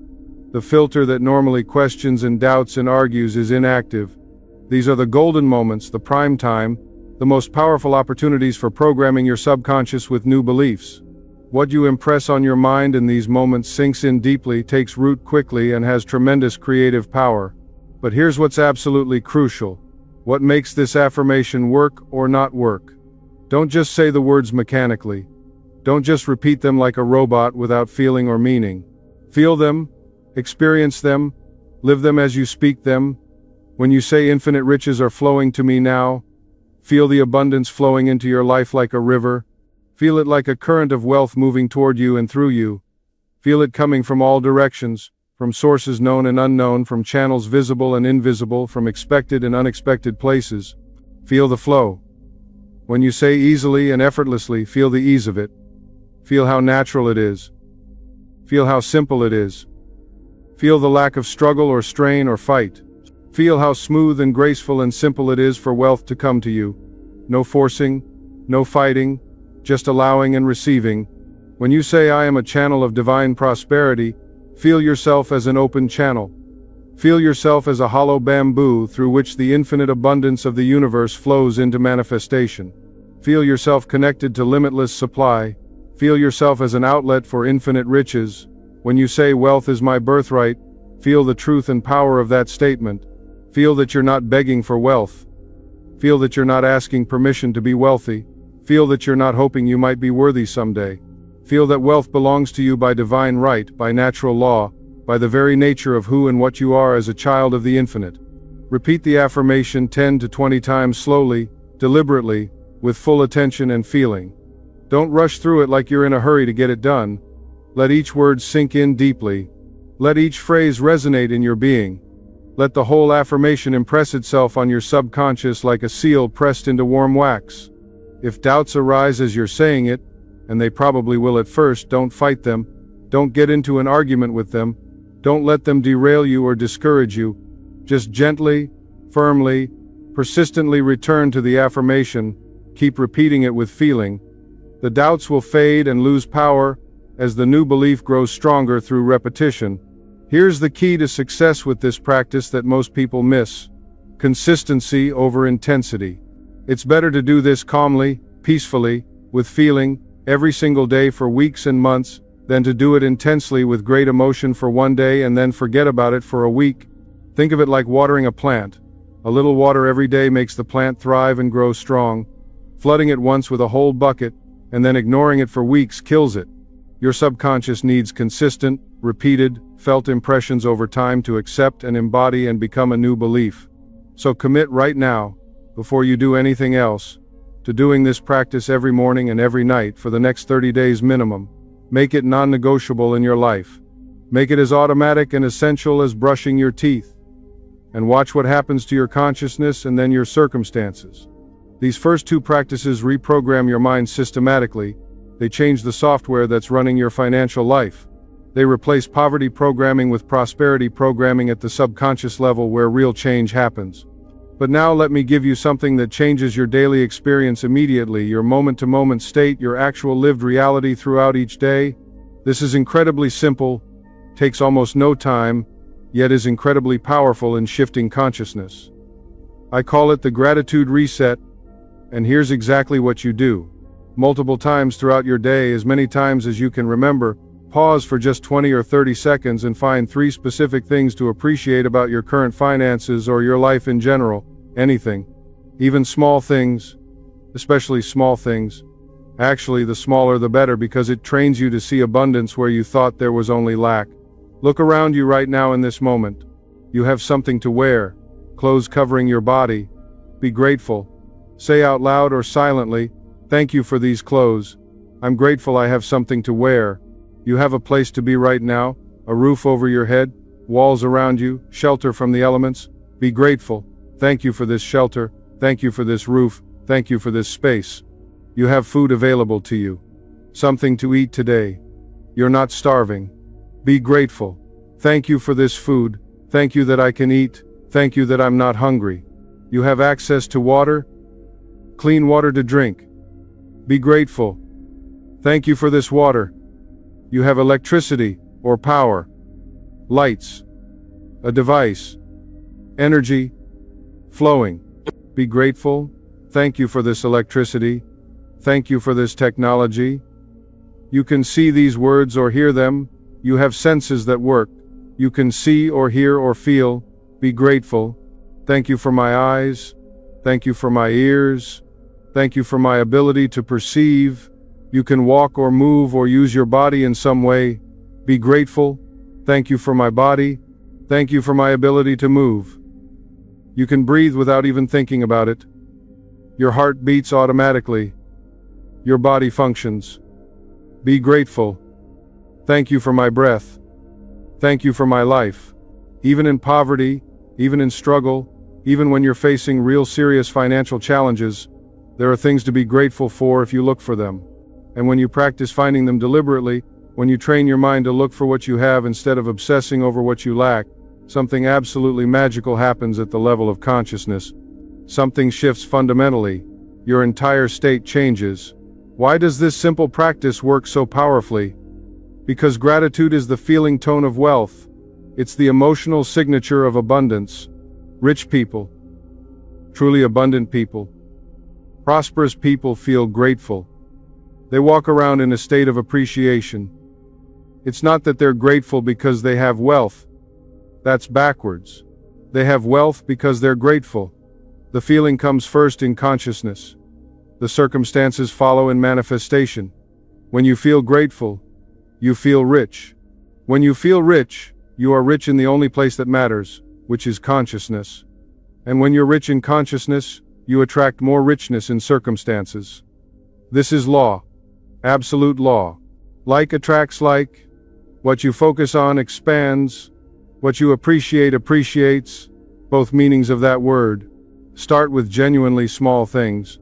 Don't wait until you have $1 million in the bank to feel grateful. Be grateful for the $1 you have. Be grateful for the meal you can eat today. Be grateful for the bed you'll sleep in tonight. Be grateful for clean water to drink. Be grateful for air to breathe. As you practice this consistently, faithfully, something remarkable will happen gradually. Your ability to appreciate will expand naturally. You'll start noticing more and more good things in your life that were there all along. Things you never noticed before because you were focused on lack. Blessings you took completely for granted. Abundance that was surrounding you but you couldn't see because you were wearing poverty glasses. You'll start seeing opportunities you were blind to before. You'll feel abundant even before your bank account reflects it numerically. And that feeling, that inner state of abundance and gratitude, that consciousness of wealth and appreciation, is what creates the outer manifestation. It must. It can't not. It's law. Do this throughout your day as many times as you can remember. Set reminders on your phone if you need to. Every hour, every 2 hours, whenever you see the reminder, pause. Stop whatever you're doing. Find 3 things to be grateful for related to your finances or just your life. It takes 30 seconds. 30 seconds. But it reprograms your consciousness from lack to abundance, from poverty to wealth, from complaint to appreciation, from focus on problems to focus on blessings. Now, this next practice requires courage and honesty. It requires you to look at things you might have been avoiding for years. Things you might not want to see or admit. But it's absolutely essential, utterly necessary because you can't change what you can't see clearly. You can't heal what you won't acknowledge honestly. You can't transform what remains hidden in darkness. I call this practice the belief investigation, and here's exactly how you do it step by step. Take out paper and a pen. I'm serious about this. Not your phone, not your computer, not a tablet, physical paper and a physical pen that you hold in your hand. There's something about writing by hand that engages your subconscious mind differently, that creates a different kind of connection, that allows truth to flow more easily. Now complete these sentences honestly. Write whatever comes to your mind first, immediately, without censoring yourself, without editing yourself, without thinking about what you should write or what the right answer is or what sounds spiritual. Just write the truth, your truth, what you really think and feel deep down money is, and fill in the blank. What's your immediate thought when you think about money? What comes up from your gut? Rich people are, and fill in the blank. What do you really think about wealthy people deep down?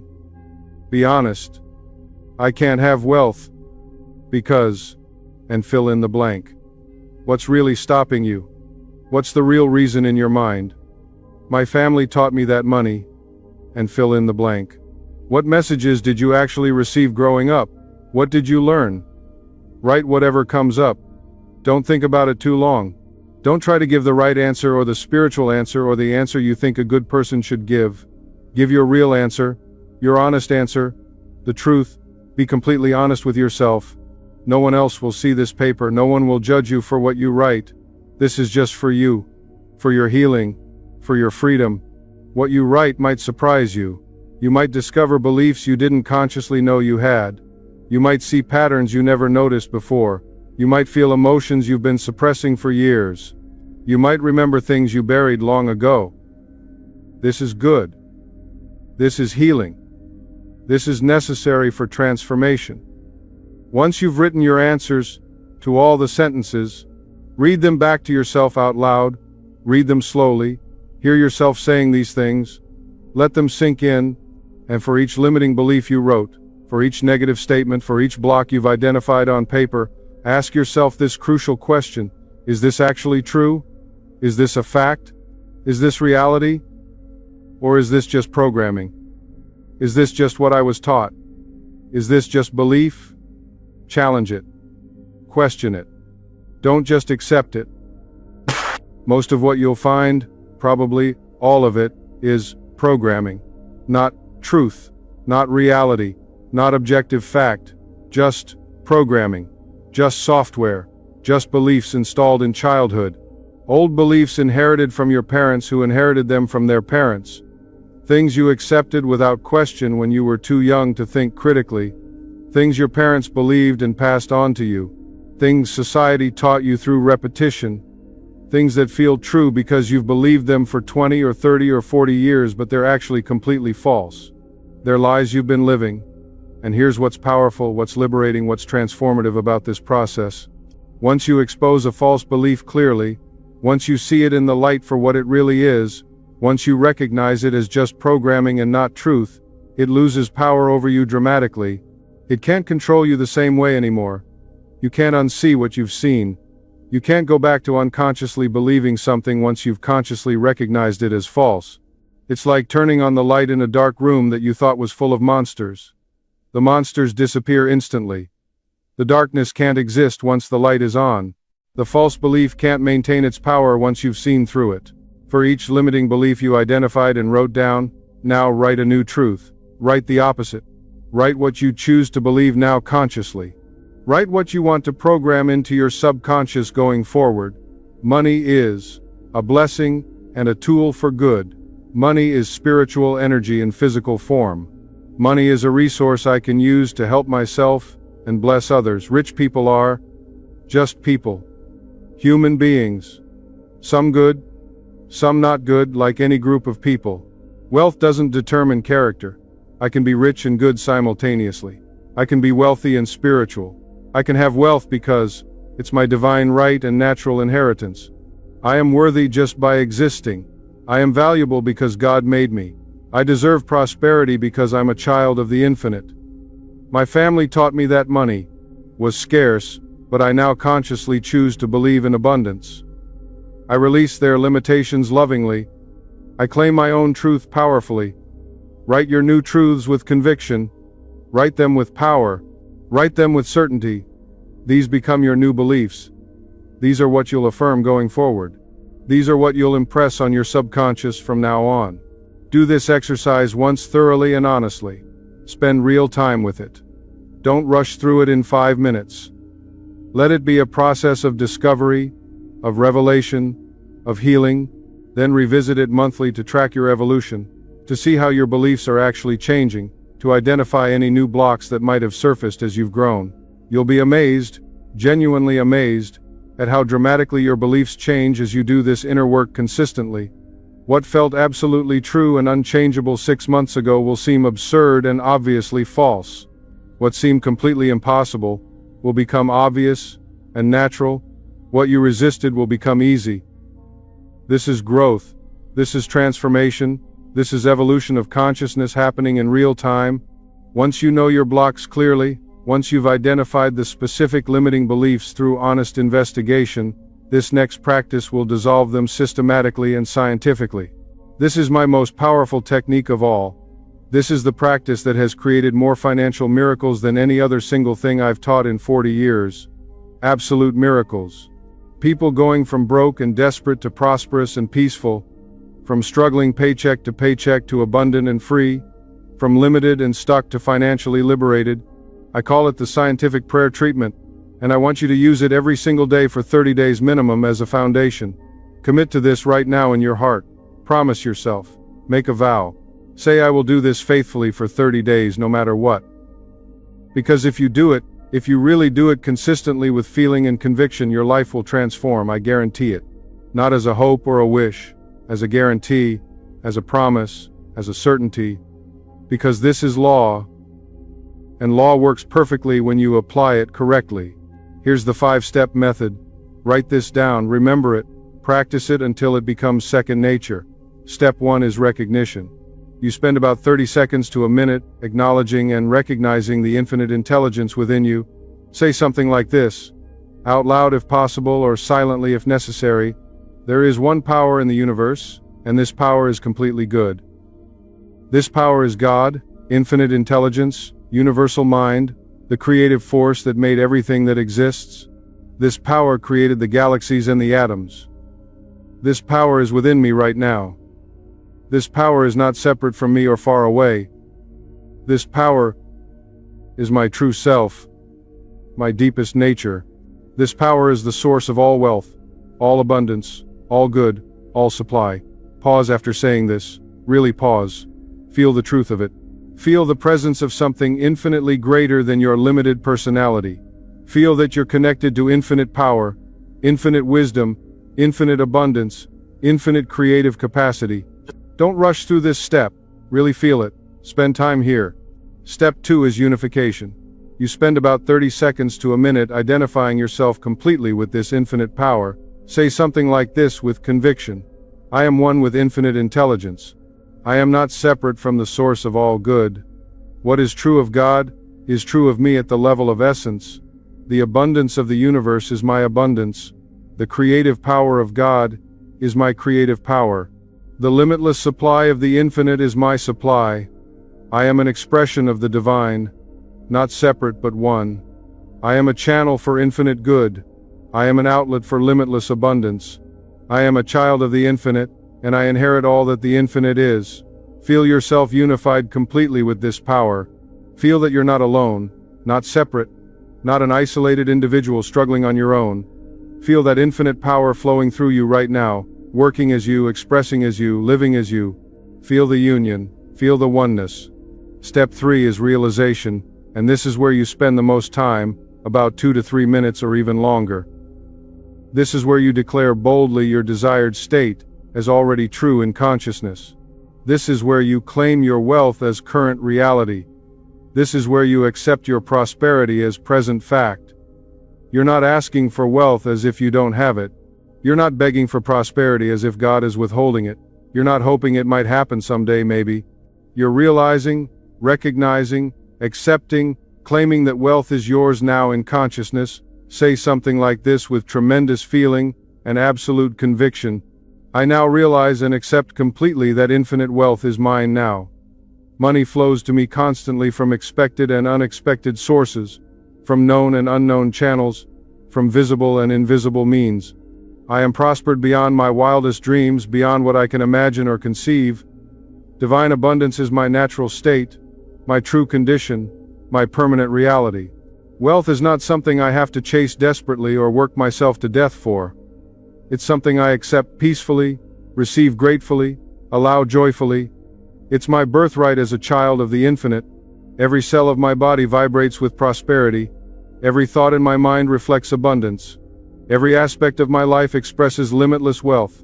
My consciousness is prosperity consciousness. My being is abundance itself. Opportunities open before me constantly. Doors that were closed swing wide open effortlessly. The right people come into my life at exactly the right time. The right circumstances arise perfectly. I am guided step by infinite wisdom. I am guarded and protected by infinite love. I am prospered and enriched by infinite abundance. I create value for others effortlessly. I serve others joyfully. I receive abundantly and gratefully. Money comes to me easily from multiple sources. Wealth accumulates naturally without strain. Financial freedom is my present reality, not a future hope. I am rich in consciousness right now, and my outer world reflects perfectly my inner wealth. Wealth is mine now. Abundance is mine now. Prosperity is mine now. Financial freedom is mine now. Say it with power. Say it with conviction. Say it with absolute certainty. Don't just mouth empty words. Claim your good boldly. Accept your inheritance confidently. Realize your wealth completely. Step 4 is thanksgiving. You spend about a minute giving sincere, heartfelt thanks as though everything is already completely done and manifested. This is absolutely crucial. Gratitude seals the demonstration. Thanksgiving is the feeling of having received. Say something like this from your heart. I give thanks right now for this perfect demonstration of prosperity. I give thanks for this complete manifestation of wealth. I am so deeply grateful for all the money flowing to me now from all directions. I am grateful for every opportunity appearing before me. I am grateful for the abundance filling every area of my life. I am grateful for the prosperity consciousness that's now permanently mine. I thank the infinite intelligence that is making this manifest in perfect ways, at perfect times, through perfect channels that I don't need to know or control. I thank God for my wealth. I thank the universe for my abundance. I thank my subconscious mind for accepting and manifesting this new programming perfectly. Thank you, thank you, thank you. Feel the gratitude deeply, powerfully, genuinely. Feel it welling up in your heart and overflowing. Let it be real and authentic, not fake or forced. Feel truly grateful as if you've already received everything. Step 5 is release. You spend about 30 seconds completely letting go and releasing it all to your subconscious mind and to infinite intelligence. Say something like this, with finality. I now release this entire prayer treatment to my subconscious mind, knowing with certainty it will bring it to pass perfectly. I release it completely to infinite intelligence, trusting absolutely in the outcome. I let go and let God work. I surrender it all to the law, knowing the law works perfectly. It is done in consciousness. It is finished completely. It is accomplished. And so it is. Amen. Then let it go utterly and completely. Stop thinking about it. Stop worrying about how it will happen. Stop trying to figure out the details. Stop checking constantly for results. Stop doubting. Just release it with complete trust, and know that the law is now working, that your subconscious received the instruction perfectly, that the universe is rearranging all circumstances to match your new consciousness. Do this treatment every single morning before you start your day, 5 to 7 minutes total. That's all. Do it before you check your phone or email. Do it before you read the news. Do it before you do anything else. Make it your first and highest priority. Do it faithfully, consistently, with feeling, for 30 days minimum, and I promise you, your life will begin to change visibly. Your consciousness will shift dramatically. Your circumstances will rearrange themselves.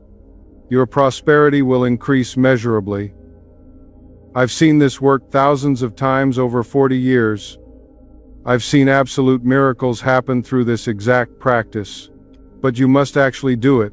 You must practice it daily, not just read about it or think about it or intend to do it. You must do it with feeling and conviction. Now, these 5 practices together will absolutely revolutionize your entire relationship with money. They will transform your consciousness completely from poverty to prosperity. They will change your life from struggle to ease. But there's one more absolutely crucial thing you must understand and do. It's the balance point that makes everything else actually work in the physical world. Prayer without action is incomplete and powerless. Consciousness without manifestation through action remains just empty potential. All of this inner work, all of this mental and spiritual reprogramming, all of this consciousness shifting and belief changing, it's absolutely essential. It's foundational. It's where everything must start. But it must be balanced perfectly with inspired action in the outer physical world. Here's the principle to understand clearly. As you change your consciousness through these practices, as you systematically impress new abundant beliefs on your subconscious mind, you will begin receiving intuitive guidance. You'll get sudden hunches. Ideas will pop into your mind. Inner promptings will arise. Gut feelings will guide you. Opportunities will appear before you. These are not random or coincidental. These are not accidents or luck. These are your subconscious mind guiding you toward your wealth. These are infinite intelligence showing you the next steps on your path. These are signs of the doors opening, of the way being made clear. And here's what you absolutely must do without hesitation. You must act on these promptings immediately. You must follow the guidance when it comes. You must walk boldly through the doors when they open. Don't ignore the promptings. Don't dismiss them as just thoughts. Don't make excuses. Don't hesitate endlessly. Don't overthink until you talk yourself out of it. Act. Move. Do. Take the step. When you feel guided or prompted to call someone, call them today. They might have an opportunity for you. They might connect you with someone important. They might have information you need right now. When you get an idea for a business or project or service, take one small concrete step toward it today, not next month. Don't wait for the complete perfect plan. Don't wait until you have everything figured out. Just take action on the idea. Do something. Start somewhere. Begin. When you see an opportunity in front of you, move toward it instead of away from it. Instead of immediately making excuses why it won't work, why you're not ready, why it's too risky, why you might fail, say yes. Take the chance. Trust the guidance you're receiving. When you feel inspired to learn something new, to develop a new skill, to expand your knowledge in some area, invest in yourself, get the training, buy the book, take the course, spend the money on your growth. Trust that it will pay off multiplied because you're being divinely guided. This is the essential balance. This is what makes all the inner work actually manifest physically. Inner work changes and creates the consciousness. It shifts your beliefs. It transforms your mental state. It impresses new powerful patterns on your subconscious mind. But outer inspired action creates the physical manifestation. It brings the opportunities into form. It opens the doors in reality. It creates actual circumstances and results. It produces money in your bank account. You absolutely need both working together. Not just one or the other. Both. Together. Balanced. In harmony. But here's the crucial distinction I need you to understand with absolute clarity. This is not frantic hustling or struggling. This is not working yourself to death or grinding endlessly. This is not forcing and pushing and striving desperately. That's actually poverty consciousness in disguise. That's fear-based action. That's trying to make things happen through sheer effort and willpower alone. That doesn't work long-term. It just creates more struggle and exhaustion and burnout. This is inspired action. This is action that flows from an abundant state, from a peaceful inner knowing, from intuitive guidance, from inner prompting, from divine direction. It feels light, not heavy. It feels exciting and energizing, not exhausting and draining. It feels right and aligned, not forced and wrong. It flows naturally, not fights constantly. When you're truly in prosperity consciousness, when your inner work is solid and consistent, when your beliefs are genuinely aligned with abundance, you'll know what to do. You won't have to force it or frantically figure it out, or desperately make it happen through struggle. You'll be guided naturally. Your subconscious will show you clearly. Opportunities will present themselves naturally and obviously. The path will unfold before you step by step, one step at a time. Your only job is simply to follow when guided, to trust what you feel, to take the steps that are shown to you, to walk through the doors that open before you. And I promise you, I absolutely guarantee you, based on decades of experience and thousands of examples, when you do this inner work consistently and faithfully, when you systematically reprogram your subconscious mind with these powerful practices daily, when you genuinely change your consciousness from poverty to prosperity, you will be divinely guided to your wealth. You will be clearly shown opportunities. Doors will swing wide open, and you must walk through them. You must take bold action. You must move when guided. Now you have everything. You have the complete knowledge, the deep understanding, and the specific practical daily practices. You have everything you need to reverse your wealth blocks permanently and claim your prosperity. Everything. There's nothing missing, nothing left out. But let me bring this all together powerfully and leave you with the essential core truth of everything we've covered today in this time together. My dear friend, we've covered tremendous ground today. We've gone deep into your mind, your beliefs, your consciousness, your blocks, your true infinite potential. But let me leave you now with the essence, the core truth that encompasses absolutely everything, the one thing you must remember and hold on to above all else. You are not blocked from wealth by any external circumstances whatsoever. You're not blocked by the economy or unemployment or inflation. You're not blocked by your education or your lack of formal education. You're not blocked by your background, your age, your race, your gender, your past mistakes, your current difficult situation. None of that is truly blocking you from prosperity. You are blocked only by invisible beliefs buried deep in your subconscious mind. Beliefs you inherited unconsciously from childhood. Beliefs you accepted without any question when you were too young to think critically. Beliefs that feel like absolute truth, that seem like unchangeable reality, that appear to be solid facts but are actually just programming, just software running automatically in your mind. Just patterns impressed on your receptive subconscious when you were too young and innocent to question or reject them. The beautiful news, the absolutely liberating truth, the message that changes everything and fills my heart with joy to share with you, is simply this: these beliefs can be changed completely. Your subconscious mind is not fixed or permanent or unchangeable. It's not set in stone. Your subconscious mind is always ready, always willing, always able to accept completely new instructions at any age. Right now. Today. This very moment. Through the specific practices I've given you carefully. Through the evening revision that rewrites memories. Through the affirmations spoken with deep feeling. Through the gratitude practice that shifts your state instantly. Through the belief investigation that exposes false programming to the light. Through the scientific prayer treatment that impresses new truth powerfully. Through inspired action that manifests your inner work physically, you can systematically and scientifically reprogram your entire mind for wealth and prosperity. You can completely reverse the poverty patterns that have been running and ruining your financial life. You can install new prosperity patterns that will create an entirely new abundant reality. You can transform your consciousness totally from lack to abundance. And when you change your consciousness, your circumstances must change to match. They have absolutely no choice in the matter. It's universal law. It's how reality works. But you must be genuinely consistent.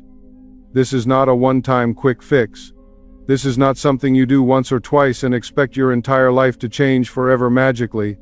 This is a daily practice, a real commitment, a discipline, a way of life. You must be truly patient with yourself and the process. You must not expect overnight instant miracles, though I've seen them happen. You must trust the process completely even when you don't see immediate visible results. Even when nothing seems to be changing externally yet. Even when inevitable doubts arise in your mind. Remember always the wise farmer. It took many years to install your poverty consciousness deeply. Years and years of constant repetition, of hearing the same limiting messages over and over, of having the same fearful experiences repeatedly. So give yourself real-time, patient time to install completely new prosperity consciousness. Not years. You don't need years for this. But give yourself honest weeks and months of